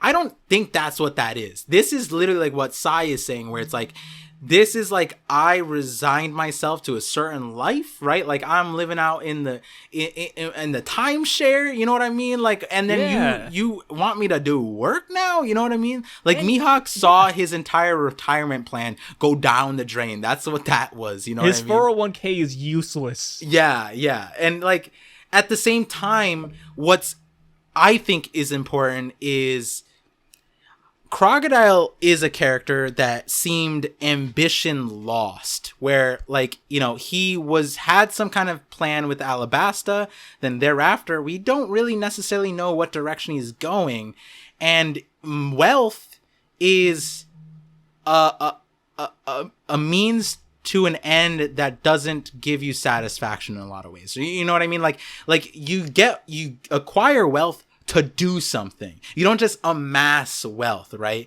And so like in that regard, like wealth is not something that is the end stage, right? Neither is power, neither is fame. Like those are all things that you do something with them. And if you combine all of them, then here we go. Buggy's giving that direction. So the way I was seeing it, it's like, you know, Mihawk is this person who resigned himself. He's a super powerful person, but what is he doing? He's farming with baboons. And what is Crocodile doing? Shaking down Buggy as a loan shark in the new world. This was a dude that was taking down countries, you know what I mean? And now he's just shaking down Buggy for money. Like, talk about a lost dude. And now you have Buggy giving them a direction. And at the end of the day, it's not like it's not like Mihawk and Crocodile are going to leave. They're free to leave. They're powerful enough to leave, but they're not going to. Why? Because deep down, they are going to follow. They got rizzed up by Buggy in his dreams and the direction. Yeah. What Buggy said is like, this is the words that all pirates get like swooned up by. And he's not wrong. Why? Because they were at Roger's execution. And Roger's execution had the words wealth, fame, power, right? Like these are things that like Roger knew that all pirates were motivated by these things. Now, are we seeing a situation where it's like Crocodile got the wealth and Mihawk got the power and there's other characters that got the fame or whatever, that's Buggy. And then you have the characters that if you want to be Pirate King, you get all of them. If you want to be close, and that's where you get with Buggy, right? Like Buggy, Blackbeard, Luffy, you know, we have various things about Blackbeard coming out that line up with that. Luffy has kingdoms backing him up. If Luffy started a bank, he has a few kingdoms that can back him up pretty well, in my opinion. And if I needed money as Luffy, I just go to Skypiea and steal all their treasure. Yeah, exactly. Easily. Every single nation is in debt to him. And every one of those nations has some kind of treasure that he just was like, meat? you said treasure, I say meat, bro. Imagine if Luffy was a real pirate, bro. The countries that Luffy would desolate would innumerable. Yeah, they're lucky that he trades in meat. Like, yeah, they're lucky Luffy's nice. Imagine Luffy was like a Blackbeard imagine if Luffy was a real pirate. Yeah. And he just went around like ransacking lands, destroying villages. Bro, Luffy would be a menace. You know how we looked at the whole Shanks saying, "Hey, let's go claim the One Piece Ben." What if and he looked at the wanted posters and then he said that and we all thought he looked at Luffy's poster? What if he just looked at Buggy's?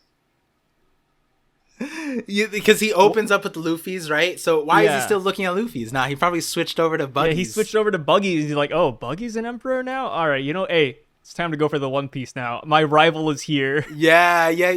I love that. They both said they would compete over the One Piece. So that would kind of fulfill that condition in a way too. They would make the Laugh Tale with their own crews. Yeah.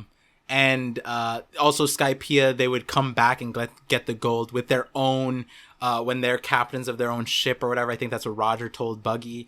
So like the thing is, it's like the Buggy. Like Oda did so much for Buggy in such a short amount of time, and I need people to realize is you could only do that when the pieces are in place. You know what I mean? Yeah. Like if the pieces were not in place for this to make sense for Buggy, this would be an awful chapter. But no, like you could go back to so many points in the series and be like, "Whoa, don't say that too loudly, Par." There's a lot of people who think this is a bad chapter. Hey, I mean, I think those people are on the Mihawk side, right? Like that's I unanimously there's an underlying The Mihawk misunderstanding. Yeah, where if we want to go that route again, it's just like that's not at all what the agendas were, right? Like at most you can say that Crocodile and Mihawk were narrow-minded, but I don't think it makes sense to. I think this chapter shouldn't be used to pull people down. It should be used to pull people up. And the main person is Buggy, right? Because something we were saying earlier when it comes to like Sengoku and Suru, right? Why they're weaker than Garp is the hockey stuff, right? The willpower. And I think, yeah, I'm gonna hit you with the thing. I spoke my piece on this plenty of times. People thought I was crazy in the past. But in order to defy Mihawk, Crocodile, to say your dream, right? Go back to Sabaody and we see Kid and Luffy. They're the only two people confident enough to say their dreams out loud with their chest out. They're both Conquer's hockey users. It seems like the only people who are willing to proclaim their dream to be the Pirate King, to go after the One Piece, especially when the audience is terrifying. That says a lot about yourself. He had to fight in order to get to those words. And I've said this, right? If you're saying what you're saying about Buggy being the person to get the One Piece, Shanks respecting Buggy, Shanks and Buggy being brothers like that, it would be weirder if Buggy didn't have conquerors. The reason why it's never shown is he gave up his dreams. This entire series, from the age of whatever 9 or 12 or wherever he was at the execution till now, he has not he's not been chasing his ambitions, his dreams. So if you're not chasing your dreams, ambition, you don't have willpower, right? And he still made it here because that's his luck. That's fate working at it. Now you add ambition. I think he has conquerors. Hockey. I have always been on the boat that Buggy has conquerors hockey. As much of a gag as he is, I felt like he had something, whether it's an awakening that's really broken for no reason, conquerors hockey, and to be honest, it's a good day to be a Buggy fan. The Buggy portion was so big in this chapter that out of every creator I've seen for One Piece, Buggy's like the main talking point. Yeah. Revolutionary, Sabo living, that's like a minor plot point at this point, which is what we're going to next because we see 4 new goobers on Kamabaka Queendom. Do you think these guys are going to be important? Maybe not all of them, but maybe one of them. I think one of them, I don't know, has this connection here. Like, Ahiru means duck. And there's something with like I think some of the marine women. All the marine women are named after birds. Not only is the name there, but she's also tied to the most important one. She's on the East Blue, right? Yes. Bello Betty is given a lot of importance because East Blue. Even her, like, the pump fruit, that's basically what Sun God Nika can do, like, as a passive, right? Like, it just, like, makes people smile. Like, the Bello Betty can, like, instigate that, essentially, with the pump fruit. So it's, like, and to the point where people thought that, like, maybe Bello Betty is Luffy's mom because, like, East Blue, like, Dragon's looking that direction. Like, Bello Betty's a good looker. Like, yeah. There might be a power dynamic there, Par, but... And then here's another sauce on Ahiru. If you recall, and I think I know what you're gonna say. Yes, I agree. It is interesting. We might as well just call this person Anne while we're at it. What? Wait. Where were you going? wait. I think we were on different wavelengths. What were you gonna say? We left Discord and talked about Discord of our wavelengths. I was going to say that this is technically a very cool design. When I saw it, I thought, like, oh, this is a confirmation that Kid died. But this is Nami's original design. Yeah, that's where I was going. And Anne was the original name for the Nami character. Oh, yeah. I didn't know that. Yeah, which is kind of cool that, like, Duck... East Blue, possibly like part of, because the other thing about Nami is like she respects like women Marines, and it's like, giving Nami's original design to a character, it's like Interesting. Maybe if yeah. Ahiru has blue hair, cracked, because that's the color hair that Anne, the OG Nami, was supposed to have. Oh, you're right. I was thinking yellow for duck, but blue just makes sense. Yeah, we haven't had a blue-haired baddie in a while. Do we even have any, minus Buggy? We don't have any blue-haired baddies out there.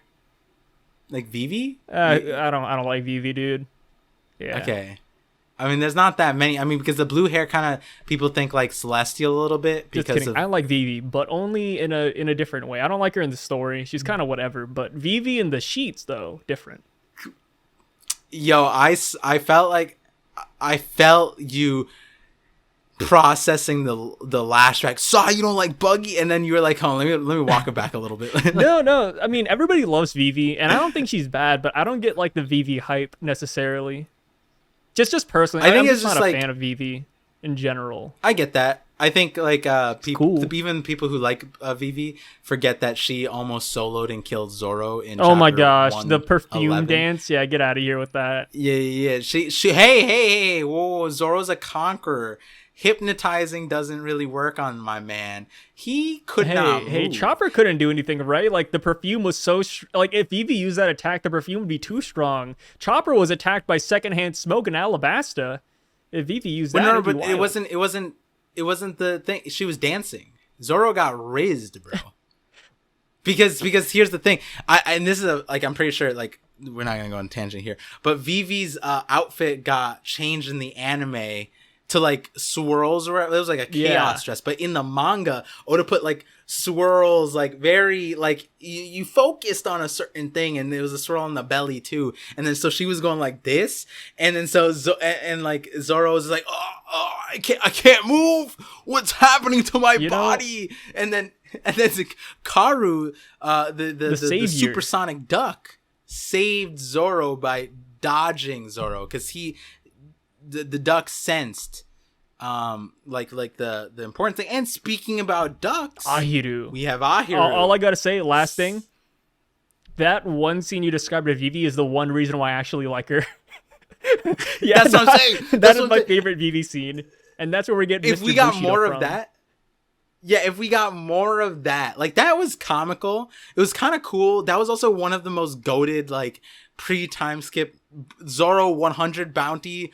Like, that was, like, I just talked about the chapter before this call, honestly, like, in a different way. But, like, I remember as a kid, man, and then Luffy Zoro fighting after that was kind of cool too. Like, that was like a fan kind of thing, like, who wins, blah blah blah, and then you see them fighting. Oh man, it was definitely a sick moment. But like, yeah, like, I think Vivi's liked because she was the teaser into the, hey, like, a Straw Hat, you know, like, that didn't join, but like, it'll come back, and it's like that like I guess the romance of that idea of revisiting a character, because they, like, we've never done the X thing for any other person, right? Yeah. Like, and the X thing, so that, I think that was the craziest part about the X thing is that Oda just thought of that the day before, or like the day before the chapter is supposed to release. Really? Yeah, that's dope. Oda said that was a last minute thing, like the idea of the X, and he didn't even like think about it that hard, and he said that was one of the most emotionally packed pictures he's ever done, just out of the spur of the moment. That's sometimes how it gotta be. Yeah, it's good. You know what I mean, sometimes you plan, and that's the thing. Buggy, Luffy, sometimes if you think too hard, you end up going the wrong way. And that's might be what Blackbeard, he thought too hard. He doesn't sleep, and he had too much time to cook. You know what I mean? If you cook too long, you end up with burnt food, right? Sometimes you just gotta eat it raw. Speaking of eating it raw, no, not that. Speaking of eating it raw, Sabo's alive. And the Sabo reveal was pretty damn raw. Just kidding. It's not, actually. Sabo being alive, I think it's because so many people knew he was alive that Oda didn't dedicate like a double page spread, or, any big, whoa, Sabo's here. Like, it's like, oh, Sabo, he's ashore. Like, it was very minor. It kind of felt like another one of those moments where it's like, y'all dumb? You thought I off-screened Sabo? Because it's like, because I was on, like, it was impossible. Yeah.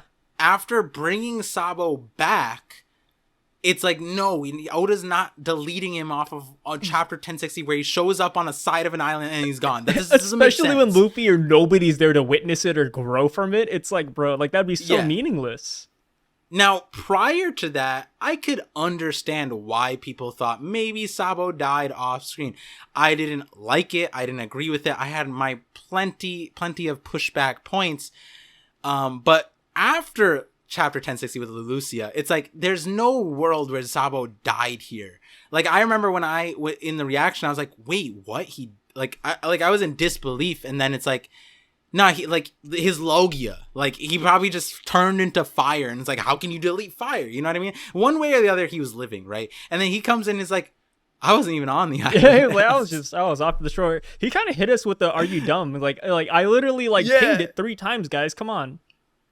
Yeah, like, are you paying attention, bro? Morse code, dummy? I did the dot, dot. Like, did you not see it? Which, I mean, he did do. Yeah. It was there if you go back to the chapter.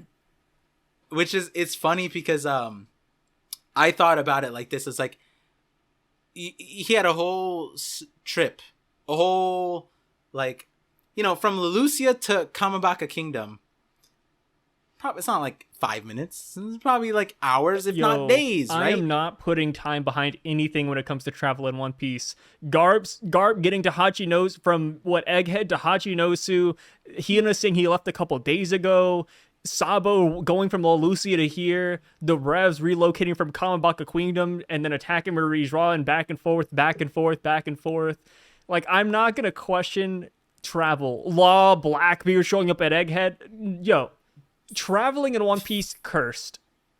Fair. Cursed. Fine. But at the end of the day, Sabo said, I told you. You didn't hear it? And I'm sitting there, like, because the other thing that overlaid this last part was, like, Sabo's harem, right? With the Koala, with Ahiru, with, honestly, every, like, you know, it makes sense. It's the ASL boys. You know what I mean? The Sabo Luffy. Bro, the guy's fire. What do you mean? Yeah, you don't like him? We're talking about the glazed the glazed donut boys, bro. Like, if Dragon dies, hey, Sabo's probably gonna take over. Like, it's the future leader. It's an investment. Yeah, like the thing is, like, Luffy and Sabo give a whole new meaning to glazing up someone's donuts, right? Like, who would you pick, Koala or Ahiru? I would go with Ahiru. You go with Ahiru? I think the thing about it depends on the time, right? I feel like Koala and him probably have more of a rapport with each other. No, I'm not talking about Sabo. I'm talking about you as a person, Par. Yeah, me? You. Oh, like off rip? The thing... The mechanical hand might go hard, dude. I don't know. Sabo, I was just about to shoot ya. Ah, man. The thing is, like... They're both kind of similar in a way, right? Like they came out guns blazing, right? Like Sabo had to pull out the observation hockey against Koala here, right? The future sight, dodging those kicks. I need to hear more from Ahiro to differentiate them more, but I feel like, you know what? I like Koala. Okay, I like Koala. Tried and true Koala. Gotcha. All right. Like respectable. Because she can hang. She's invited to the cookout already. You know what I mean? Like, I don't know, man. Someone who's, I think Ahiru is like one of those people you just bring over because of the appearance, right? Like, I'm down for that. Yeah, but like I feel like they can mess it up. You know what I mean? I feel like they could be not. Wait. But she's also from the East Blue Par. You know, they could have. She could be like, hey, Fuchsia Village, woo, right? Like, maybe she got that kind of riz. She from the same. Yeah. Hood, you know. Hey, you know, Big Tony. Like, bro. You know, like there might be something there. She knows, was it Whoop Slap? She's like, we chill. Hey, have you seen Gaimon? That dude in the East Blue is wild. He's in a treasure chest and stuff, man. Yo, it's crazy. It's raps. If she brings up Gaimon, there's not, like, Luffy will just start crying. He'll want to sail backwards just for Gaimon. You know what I mean? Like, Gaimon's ridiculous. So, minus Buggy, apparently Gaimon is another one of Oda's favorite characters. Oh, yeah, he's my favorite character, too. Like, when Oda said in an interview that like Gaimon's his favorite character, I like got out of my chair because I was like, I thought he forgot. Nobody else, like, because Gaimon was just so cool. Like, he left on such an impactful, like, memory on me. Like, obviously, I'm, like, memeing a little bit in terms of favorite characters. But, like, the moment Oda said it was his favorite character, I was like, me too. I'm with you, Oda. I want more characters like him. We need a Kaine to perform a Buster Call on that island. And he lose the island of rare animals? Bro. Oh, bro. Yeah. He's like the OG Shiki with the monster animals. Yeah, OG Shiki exactly. On that island, bro. He even got the afro and stuff. The East Blue Boys are up. The East Blue Boys. He had the afro before Luffy. Gaimon got that Riz too. Gaimon found the perfect match. He found like Princess Peach in a barrel. Yeah, Gaimon and Sarfunkel to play on Simon and Garfunkel. He found the perfect match. She even has a whole like there's a interestingly placed height dynamic there in certain things, but it's just, guys, go look at the cover story. It's pretty fun. Oda loves Gaimon. Oda likes Gaimon. Even the one time where he actually gave somebody a waifu off screen. Yeah, he didn't need to. He did it. He felt bad for the man. Yeah. And the thing with the revs, the question that you opened up, do they matter? I'm gonna go on a limb. I could deal with deleting the cow guy, Ushianu. What a wild statement. You know what? We could just delete this guy entirely. No, Ushianu? Come on, bro. I felt awful. I felt like my brain was, because the thing is, like, if you're just reading the chapter, right? You see their dialogue, you just skip them. Like, honestly, like what value do those points? Yeah, what value does their words mean? If they mean something, it's going to be incompetent sentences, the problem right? are. You know that? Earlier, we talked about TBone and how, like, there's not enough players, or even if you have too many players, you don't know who's going to fight who. This is Oda bringing in new characters to give decent fights to other people, like good fodder characters, so that we could build them up and then power scale. And we're just disregarding these guys right off rip. I'm going to throw out all my biases here. See, the thing is, like, the problem. One on the real side, I felt a little overwhelmed because we just got shown Sword, and now this group, and it's like I don't know if that means that they mean less or that we're gonna dive deep into them, which is valid. I'm whatever Oda does with them, cool.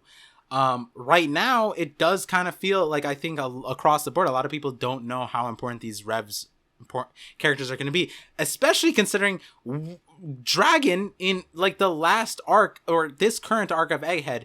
There's like 9 different opportunity points for Dragon to show up, be what he's meant to do, and the leader of the Revs is not doing that, right? It's like, it's so good. It is so good. So you guys didn't see the 1081 video that me and Par filmed, but there's a scrapped version of 1081 where me and Par collabed, and I didn't have the chance to upload it. A little bit of OCD, a little bit of bad timing with 1082, so it just never saw the light of day. But it's out there for members only for the time being, just because I don't know what to do with it yet. But in that video, we spent a solid hour going through Dragon Slander. I need that. We slandered. I'm gonna share it to you, but we slandered Dragon for a solid hour, and this chapter does not make it better. The main thing we said was that, hey, if we had a best friend, like let's say Par, cancer got the best out of him, right? Like Par's fighting cancer, he's doing well, he's healthy. I remember. But let's say Par actually succumbs to cancer. I, as a friend of Par, would fly to New York. I would visit him. I'd say my goodbyes. I might even help him out. If the doctor said, hey, Sai, you need to donate some money to save Par's life, I would probably do it. Dragon got a call from Vegapunk saying, hey, Dragon, I'm going to die soon, bro. Like, it's over. Kuma stood back up, flew to Marie Joie, and then him and Ivankov said, hey, Kuma, we're just getting started. Our plan's going to start right now, Kuma. Just you wait. And then we cut to this chapter, and Dragon is still on his, having a picnic with Sabo and Ivankov. Bro, like, what has this man been doing? Sabo got blown up in La Lucia. He doubted Sabo. He said, Sabo killed King Cobra. Man, I'll never forgive this kid. Dragon raised Sabo from the sweet age of 5. That was the big one. I remember now. We came back to that point like 9 different times in the conversation. Insane.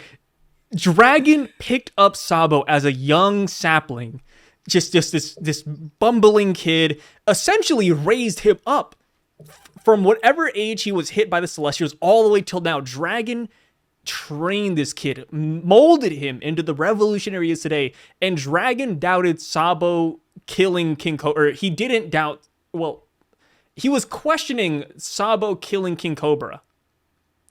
While knowing, like, I think in a previous, no, with Robin, when someone updated Dragon about Robin being fine. Oh, Sabo updated about Robin being fine from Saba Odie, and he did this in Dressrosa, and he's just like, see, you can't believe the news lines, I guess they were just throwing out a thing. And he has the audacity to then get the headline that his second hand, his chief of staff, killed a king, and he's just like, oh, Sabo.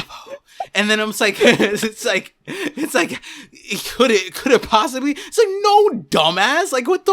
Like, what are you? Yeah, why are you doubting your right hand? You essentially your son. You've known Sabo longer than Luffy. And I want to put it out there. I recently went on a top 30 stream. I put Dragon top 1.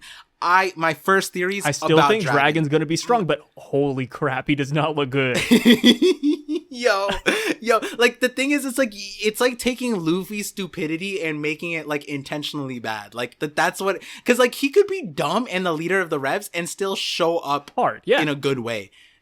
like, but then you get the like. I need you to send me that hour clip of what we did. I will send you the whole thing. Like, I think that's proof that I'm not a meat writer, in the sense of like, I can acknowledge that, like, no, this man has been character assassinated, not by me, by Oda. It like he watched Kuma, his dude. Okay. Let me run through some things real quick.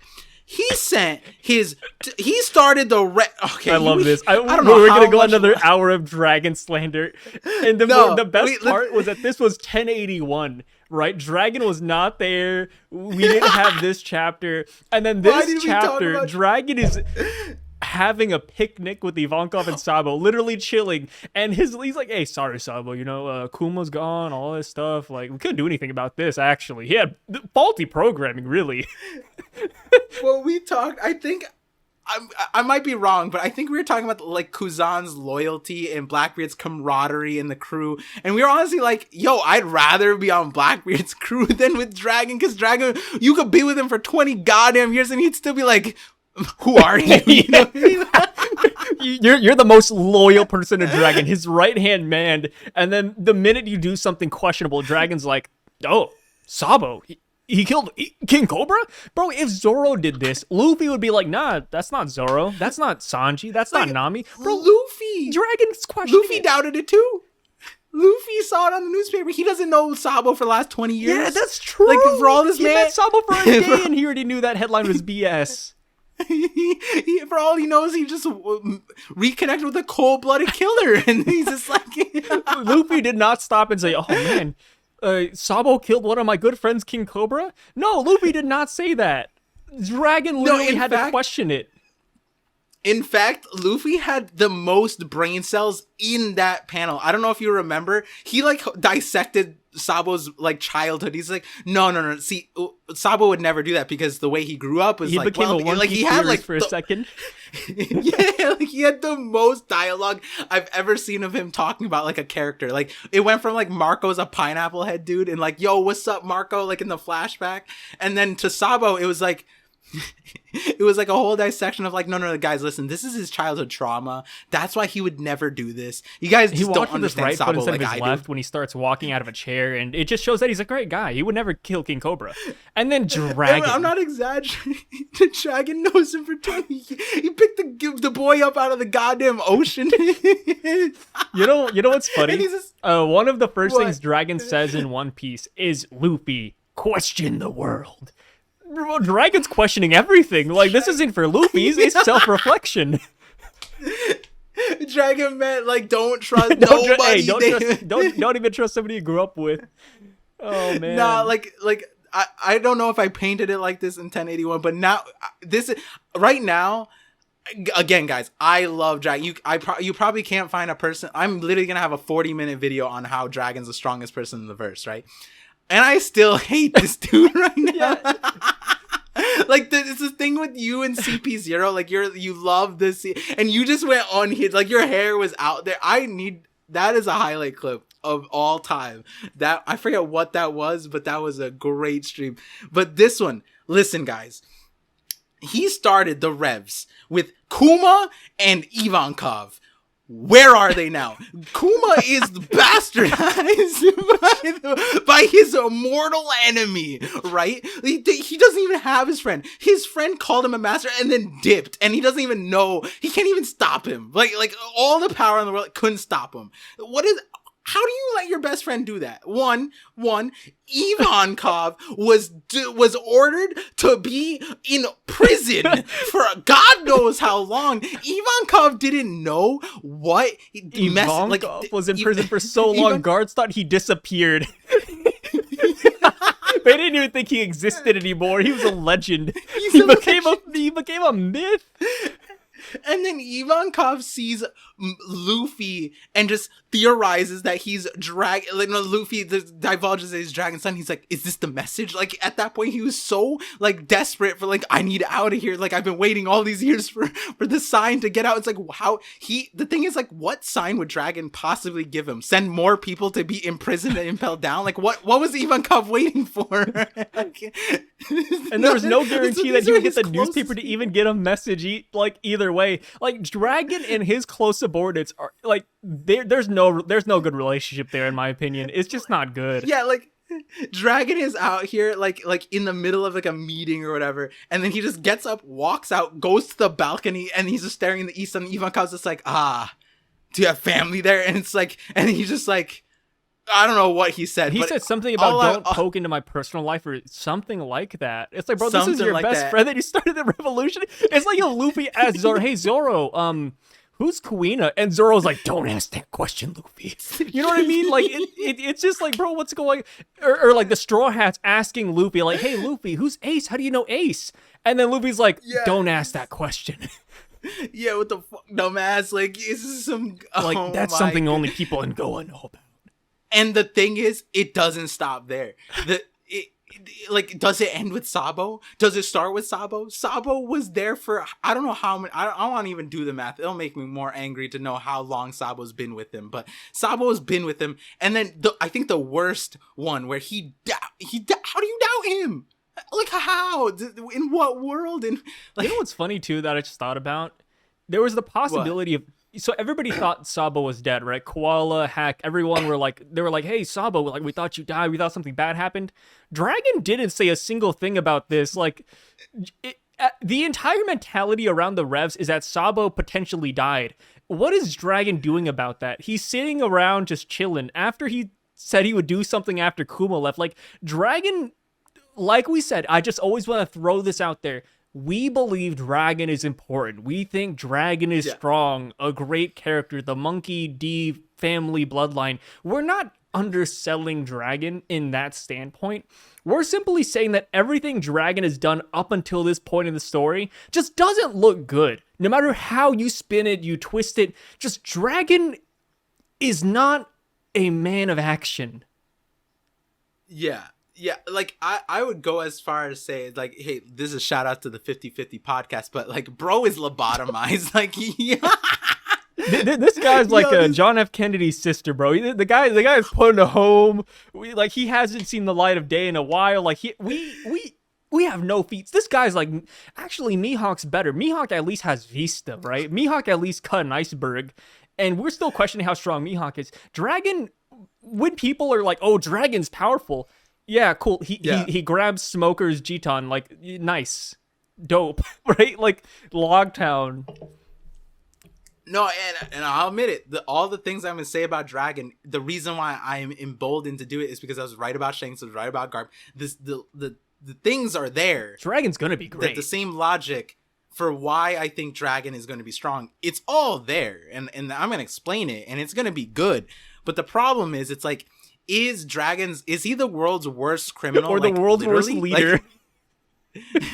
No, like as like is worse, like literally, like he's that bad at being a criminal, like because I've always entertained that idea where it's like maybe this is just a meme and like he's actually just an awful criminal and like that's why he has like all these people doing things for him. And then on the other side it's like maybe he is incredibly powerful, but like if you gave incredible power to a lobotomized person, that's also equally terrifying, you know what I mean? I mean, it's like Buggy with Crossguild, right? We have Buggy leading a bunch of really strong people. No, but like the thing is with Buggy, like he's like, look at, even in this chapter, he's like, you guys heard about Shanks, right? You know what I mean? He's keeping tabs on the world and like acting accordingly. Meanwhile, Dragon's closest confidants and agents and people are all just dropping like flies, and he's ordering like I don't know what he's doing. Dragon has not done a single thing himself. Like even in Marijra and the Reverie, yeah, it's just a declaration of war, but Dragon didn't go. Like, what is Dragon doing? He's like he's like a Kainu, right? A Kainu stuck behind a desk. Fair. But at least a Kainu, when things happen on his doorstep, he fights. He does something. Baltigo, Blackbeard comes by, destroys the entire island, raids the base.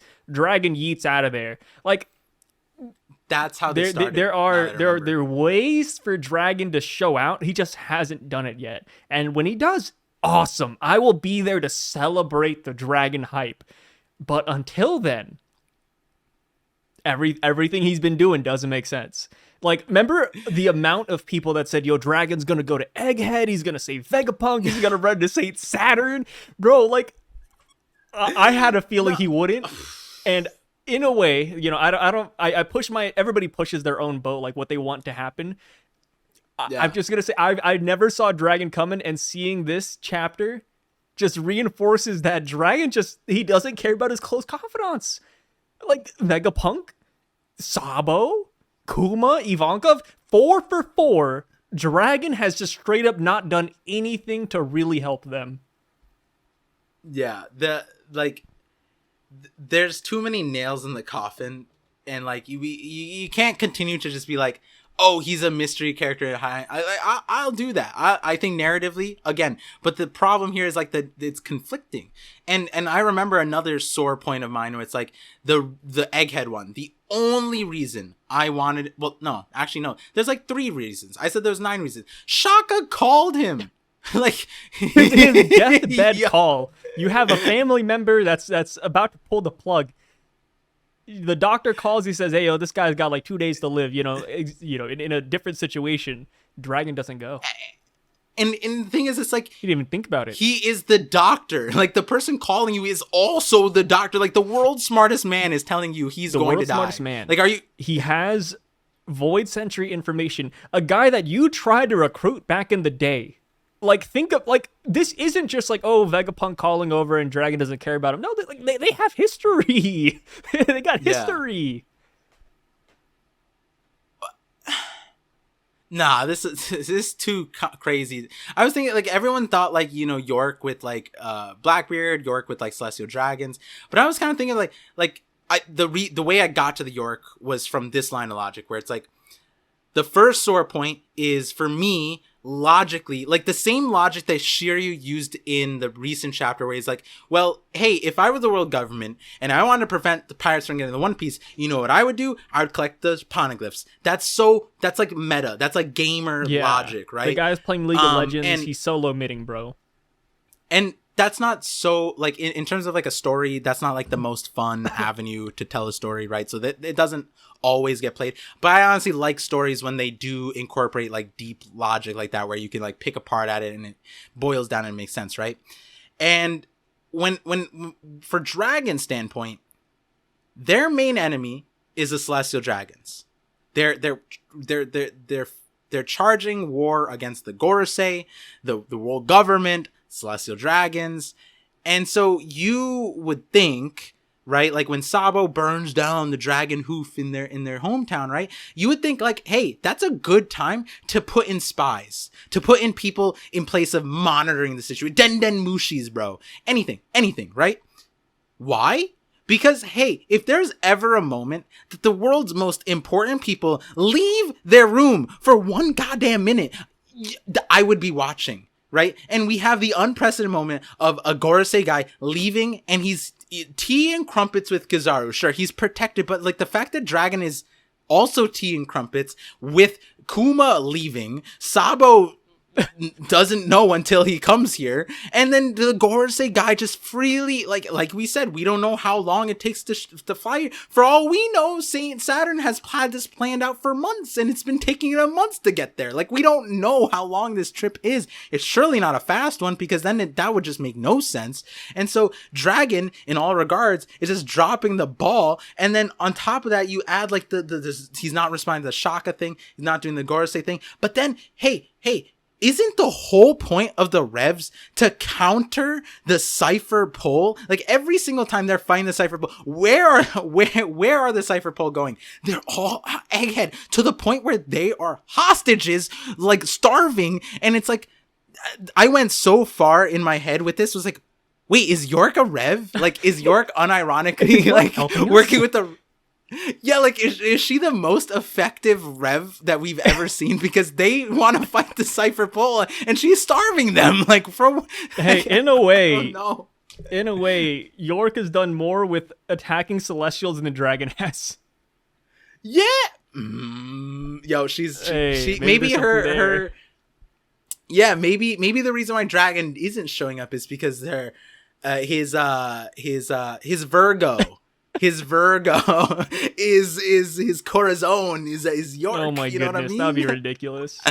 Yeah. I mean, like, listen, the thing is, it's like Dragon knew Vegapunk, and Shaka called him. Doesn't he? He doesn't have a relationship with all the other ones, right?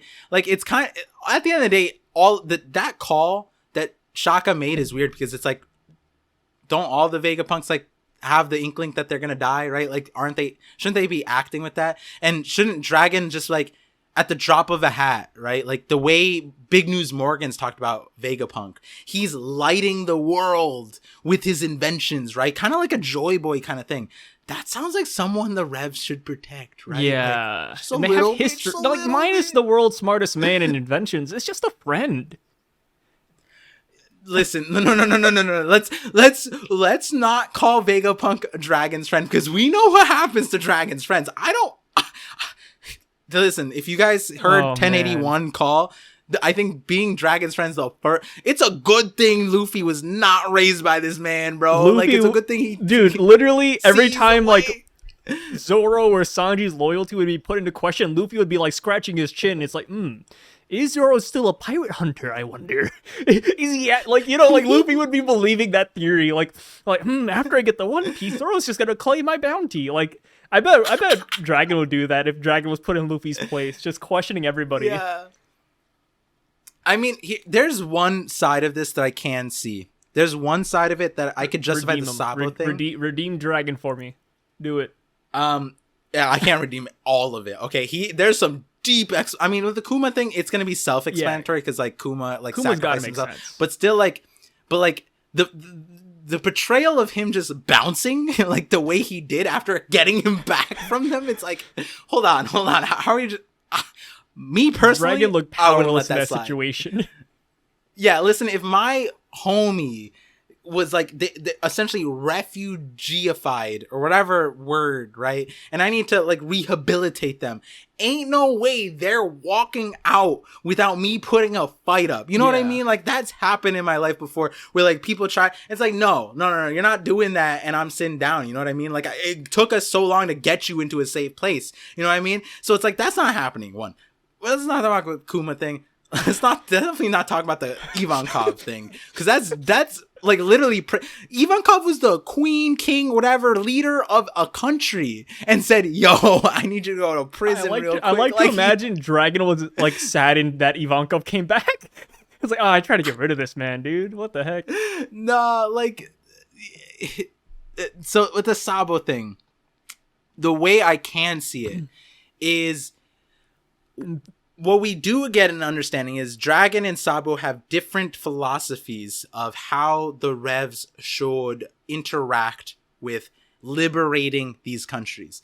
I personally understand Dragon's methodology of if you want someone to be free and you want to help someone, they have to help themselves. I think that's a universal mindset.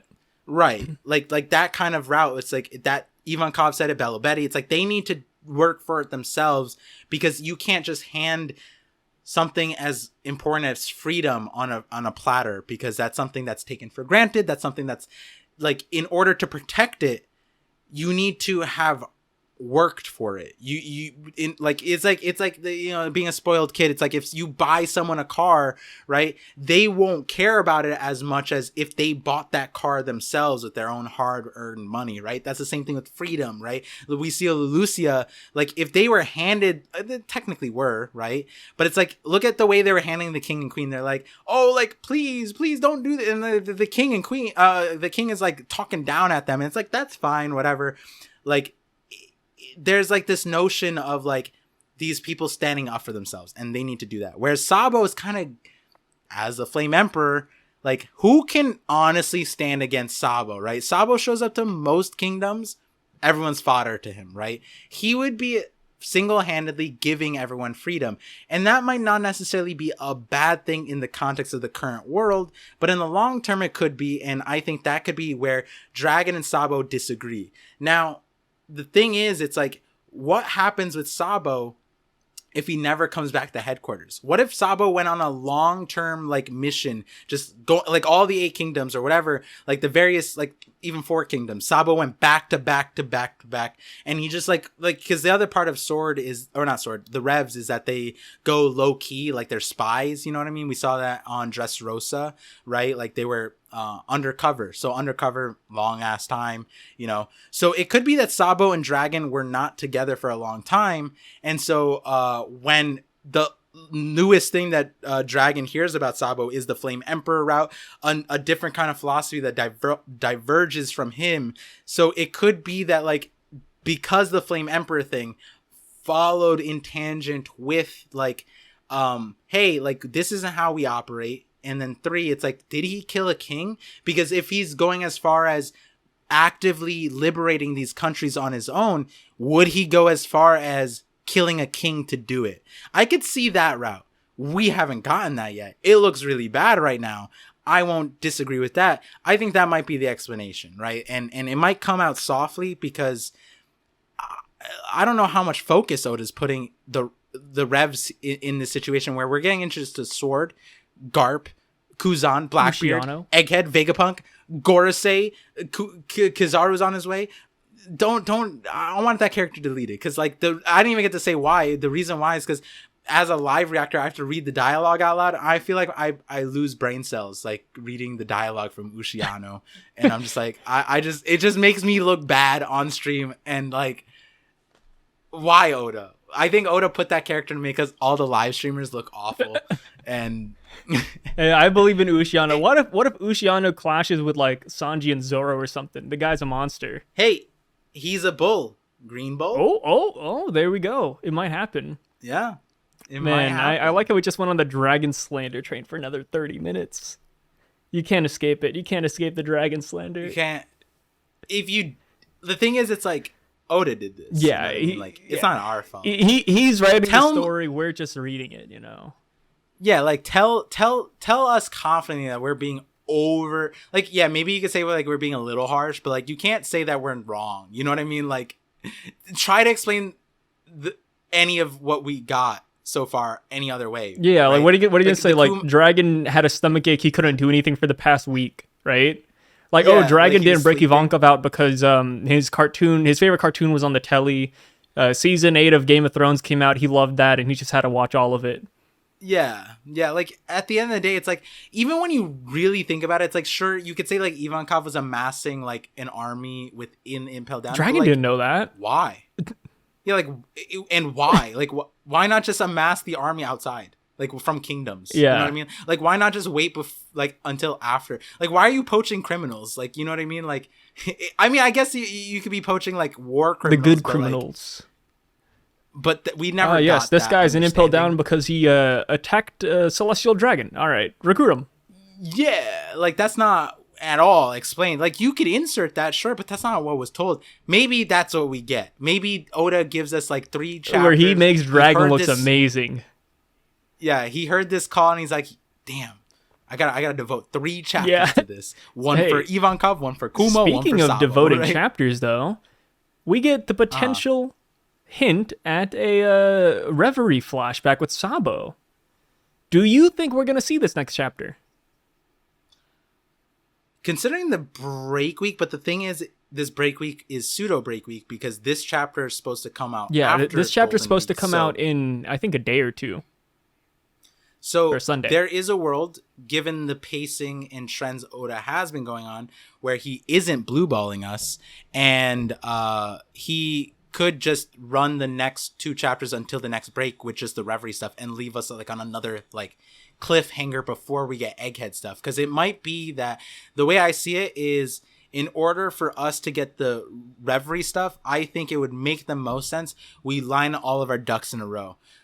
Sabo, Vivi, Bonnie, all the ducks. They all are the characters that reasonably would be the ones who told you about the Reverie, and now we get the confirmation they all are alive, they all are fine, and they all can tell us different sides of the Reverie. And I don't see the Reverie flashback being disjointed, but I also don't see the Reverie flashback being limited to just one. So it could be that the next 2 chapters are like both Reverie focused and then just like a small like update on Full Lead, update on Egghead, or something like update that on Kid, that front. Update on Kid, update on Buggy. Law, like one of those things, but primarily the Reverie, you know, starting with Sabo, maybe ending that part with Vivi, and then the next chapter is more Sabo and ending the next part with Bonnie. So Sabo would be the guiding vehicle for the story, and then Vivi adds context to something that Sabo didn't see, which is probably the Cobra stuff. And then Bonnie would add the context of, like, you know, the Reverie itself, because she was masquerading as a queen, right? Like, so whether she attended the meeting, we aren't too sure. Maybe she was, because Sabo got separated from the Rev, so he might not even know how Kuma escaped. We don't really get that nuance there. So that's kind of how I see it. But then also Bonnie had to escape, Vivi had to escape. So, you know, I think the Reverie is going to be, and Mosgard is out there somewhere too. Mosgard, yeah, for sure. Like, oh yeah, like Mosgard could just be like with Vivi or something. Yeah. You know what I mean? Like, or Shirahoshi. He could be some. Oh, that would be nice. Yeah, getting refuge in Fishman Island. That'd be cool. Yeah. Like, for some reason he's there. Maybe he gets targeted by the Celestial Dragons because he hit Charlos. Yeah, or maybe he saw something so, he wasn't like, supposed to too. Yeah, like one where he was coming to bat for Charlos. He was like, no, don't kill Cobra. And then like he got the homing treatment. You know what I mean? Like all the Celestial Dragons are like, get this disgusting person. Or if we get like a whole new like not system, but thing where it's like, oh, Mosgard saw Eam, and no Celestial Dragon's even supposed to know about this guy. So we got to get rid of Mosgard now too. That could even be a different spin. It would add another layer to like the hierarchy over there.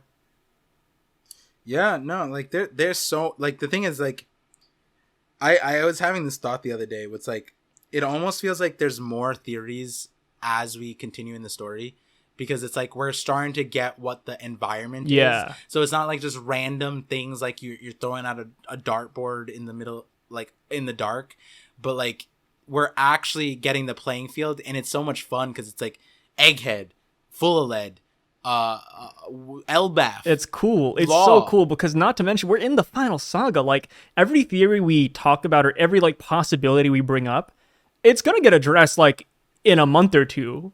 You know, if not like sooner rather than later now. Yeah.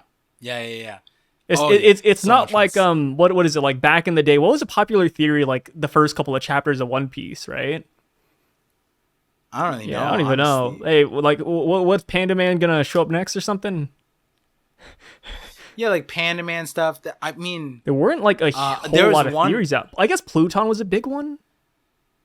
Probably. Yeah. I know that the Sanji one was kind of cool. Like, people thought from the Mr. Prince that Sanji was going to be a royal, and then North Blue, and then they waited a decade, and then they got it, and it's like, damn, they really sat there on that long. I don't know if I'd even have the patience on Yeah. that, right?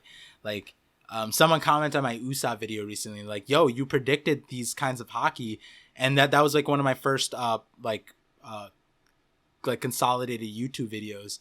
And I sat there, I'm like, damn, it's a good thing I made it then, because I don't believe in that shit now. Like, I believe in it, but like, given Usopp now, it's like, I kind of do give up, right? And so with the Sanji theory parallel, it's like someone believed that at Little Garden, and they waited to Whole Cake Island to get it confirmed that he was a prince. It's like, and then even okay. like in Fishman Island, like Oda threw a teaser for the Sanji one too, giving him the RH negative, and then that's apparently like a blood that only royalty or that's rarely had.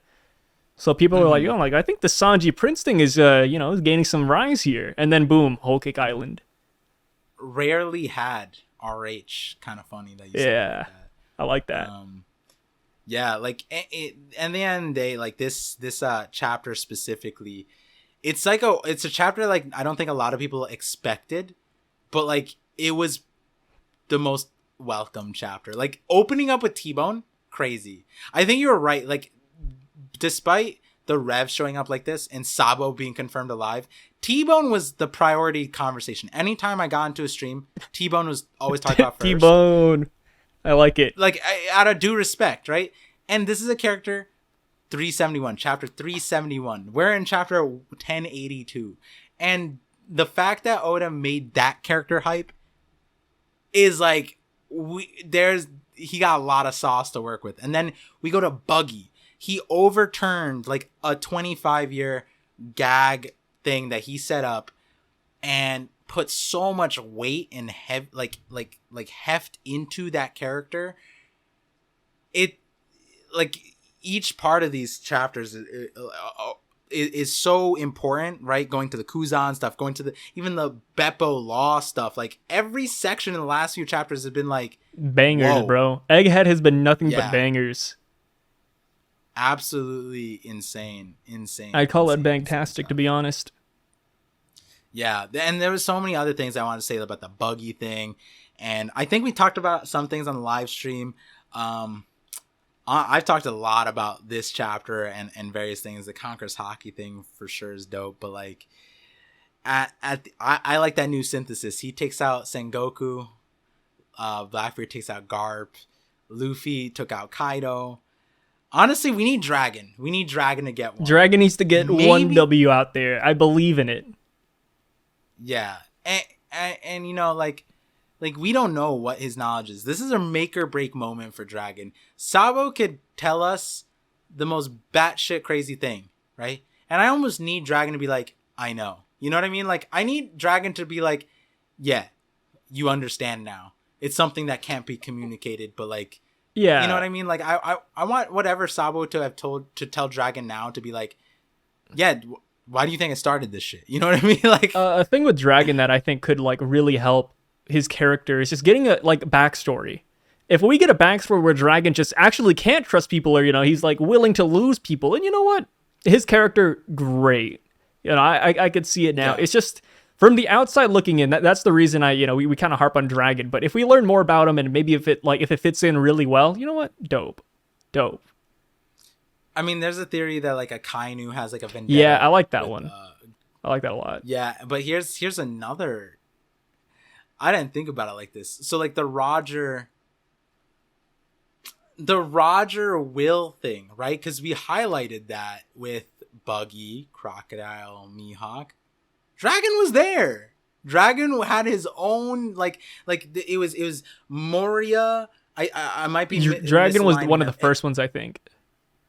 No, was it not? Actually, it might be. I think it was from memory. It was Doflamingo, Mihawk, Buggy, Crocodile, Moria. Yeah.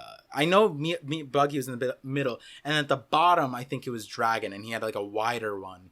And so, in that regard, Dragon also inherited a part of what Roger's will was.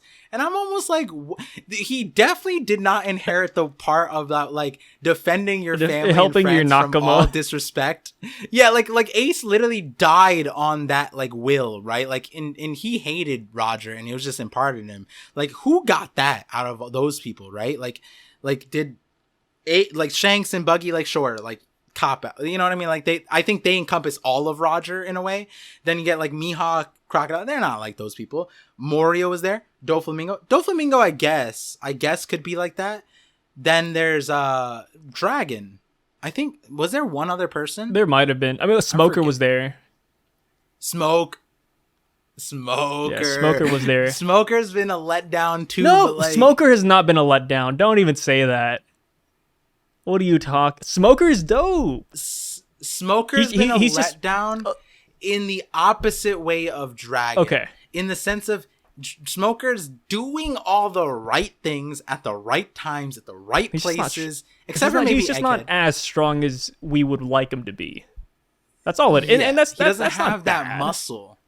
And the worst part is, Sai, the guy who clowned on him is the other one. You know, is Dragon. Dragon's the one who clowned on him, and we like he.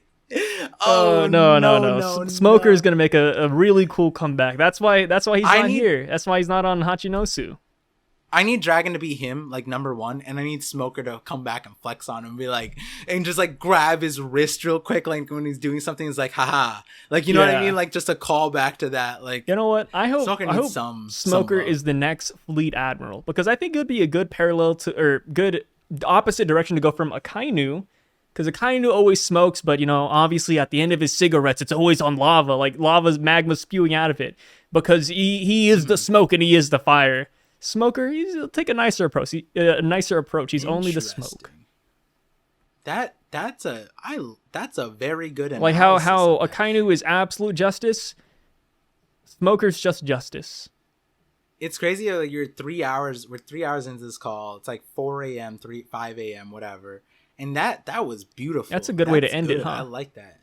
Yeah. I mean, there was, I guess, like, the biggest question, I guess, is like, what did Dragon inherit? Like, the world will never know, Par. Maybe like, one Roger day we'll didn't see. Say, like, I go back to that speech. Ain't nothing. Dragon Hey, didn't take shit from that. Actually, what if Dragon inherited the giving up on your, like, killing crewmates part?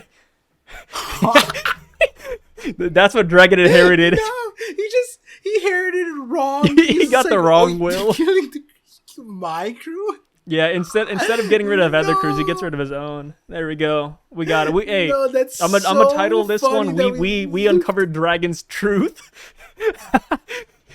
Par's favorite character, and it's you and Dragon. Yo, that's not wrong. Oh my God, Dragon inherited Roger's ruthlessness, just in the wrong way. Like, he's just ruthless to everybody around him. It's I'm gonna do that. No, 1000%. The thumbnail is gonna be you, thumbs up, and then Dragon. Dragon, like, grabbing, like, it's like the Blackbeard boa thing, but it's Dragon with Sabo, like, just to choke. And then I'm gonna tell the person to put Vasco shot in the back somewhere, just really small. Oh my. That's gonna be so good. Ooh. Well, hey, thank you, Par, again for joining us on this almost 3-hour discussion. I don't know how much of it's gonna be cut because of technical difficulties, but we fought a lot of people together. Yeah, we did. Fought a lot. Yeah. We had a lot of Slander's takes this time around, so, you know, hopefully you guys are kind down there in the comment section. You know, we slandered Dragon. We didn't slander Roger. We gassed him up with the killing sprees. I would call that slander. I mean, hey, Roger, honestly, he's going about it the right way, right? He doesn't want like Rob Lucci to come back later and fight him. He doesn't want Egghead to happen. He said, you know what? I'm just gonna cut the problem out here. No more Rob Lucci. I'm gonna kill the crew. No, but the thing is, like, he did the opposite, where it's like he was killing, because for Luffy, it's like all the pirates that he didn't kill ended up helping him, right? Like, but like if he killed Lucci, the marine side of things, the Navy, that would have helped. Roger kept Garp alive. Like all the Marines. Actually, no. When we went to the whatever island Whitebeard and Roger fought on, they were fighting on the corpses of all these Navy. Yeah. Like if you really go back to them, they were just dead. So like, you know what's funny? If you look at the Marines, I think Roger kept the mentality there too. Because, like you said, all the Marines around them are corpses on the floor, but he kept one person alive and he said, hey, go tell HQ to send Sengoku or Garp. Actually, wait, yeah, no, is that He did it would again. that be considered another instance of him killing everybody but leaving one person alive? No shot. Captain Kuro had to be at the execution. He inherited that too. Ah! We look in the crowd, we see Captain Kuro in the back. Oh, master of 1,000 plans. Yeah. Ironically, the plan is just Roger's will. Oh god. Yeah, like I said, it's not Roger slander. We're gassing Roger up. Like I said, if Roger was in Vinland Saga, he'd be a menace. He would. Bro, I need to see Roger. Roger would just be like, he wouldn't even have a sword in Vinland Saga. He's just beating people down with bats. Yeah, like, Roger would be too cracked. Oh my what else you thought? We gassed up Buggy a lot, and Buggy surprisingly has some haters, which, I thought was interesting too. Some people don't like the gag, but we're getting to the point where the gags are becoming reality. Like they're not really gags anymore necessarily. I wouldn't even say it's not anymore. I think people don't respect the many pathways to success. And in real life, it's like if you got the class clown ended up getting the straight A's or whatever, it's like, that's not like, there's like an envious thing, and envy is a dark path, right? I think like the Buggy character embodies something that people don't want. It's not something people aspire, to be. Yeah. But the thing is, it's important to acknowledge, and this chapter tells you that it's not the gags that are important. It's kind of like in life, especially like these characters that don't seem like seem like goofballs or ambitionless or whatever. There might be a reason behind it, right? It's some the same reason why deep-seated trauma. Like Mihawk and Crocodile too. It's like, why aren't like these aspirational people? Why did they end up the way they were?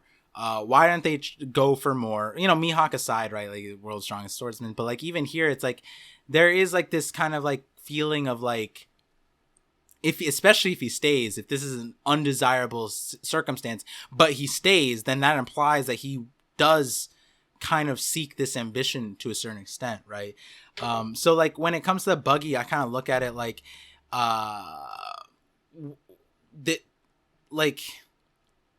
there's something about not being so hard on yourself, and if you aspire to something, right? Like at the end of the day, Buggy forgone his dream but still became a pirate. You know what I mean?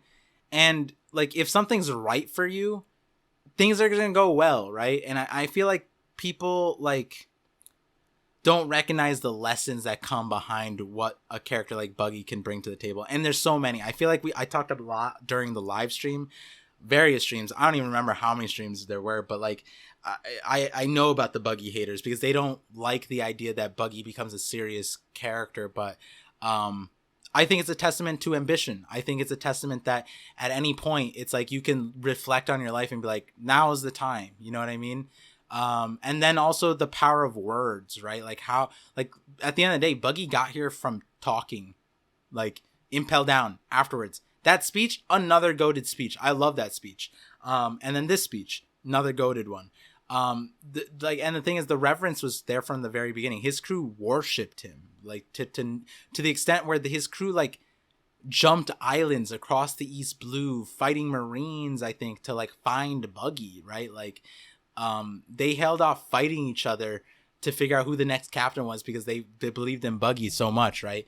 It's just like there's so much behind the power of a Buggy character, and I think this was something I was gonna say. It's like just looping around like the point. It's like Buggy's going to be an important character. Buggy's going to be a strong character. If there's an important parallel, Sengoku, former fleet admiral, thinks that they need to be neutralized. This is Buggy's organization, right? One way or the other, he garners this reputation, and I think that says a lot about characters like Rox, right? It's not saying that Rox is weak. It's more saying that like if Rox is a similar character like Buggy, then that implies that Buggy's probably going to be really strong. He's going to fall into a lot of power. Now that he has the ambition, if he was ambitionless and became a Yonko, imagine if he has ambition behind it. And how that changed all these other characters, right? Like the fact that like Roger killed Squard's entire family and he set out to Whitebeard, and the moment Squard found out that like he had a vendetta now because Kainu told him the truth about Ace, right? Squard stabbed his own dad. Like things like that fuel you, you know what I mean? It changes you. It makes you do crazy things. And so I don't know why on the flip side you wouldn't expect that out of Buggy, right? That like he's still gonna have the gags. That's not gonna go away. But behind those gags, there's always a very important character, and that important character is going to flex 100% on the story. I believe in Buggy. Never doubted Buggy. Stand with Buggy. He was actually one of my favorite villains ever since like East Blue. Hey, I mean, it makes sense. Buggy was crazy in the East Blue. Like Nami, I think introduced him as the invincible, the immortal Buggy. The immortal Buggy. Like what sold me on Buggy wasn't that. It was actually the moment he met Gaimon. Because villains generally in stories are like one and done, or they're always bad guys. Buggy was one of those times where I was like, yo, like Buggy's over here vibing with Gaimon. And he kind of did the same thing that Luffy did, where Luffy offered Gaimon a spot on the crew, and Buggy offered Gaimon a spot on the crew. Like, no, like that. It was at that moment that I was like, you know what, he's kind of cool. Like Buggy's a dope guy. I'm rooting for him. Yeah. I think we're probably gonna get like 2 or 3 more chapters like this to like set the record straight with Buggy, and then from then on, it's smooth sailing, full steam ahead. Thank you. Pirate Thank King. you again, Par, for joining us on here. And guys, please go check out Par down below. He's going to be linked as always. And hey, thank you for waiting throughout the break week for this video. Hopefully you guys enjoyed it. Yeah. Catch you guys next time. Peace out.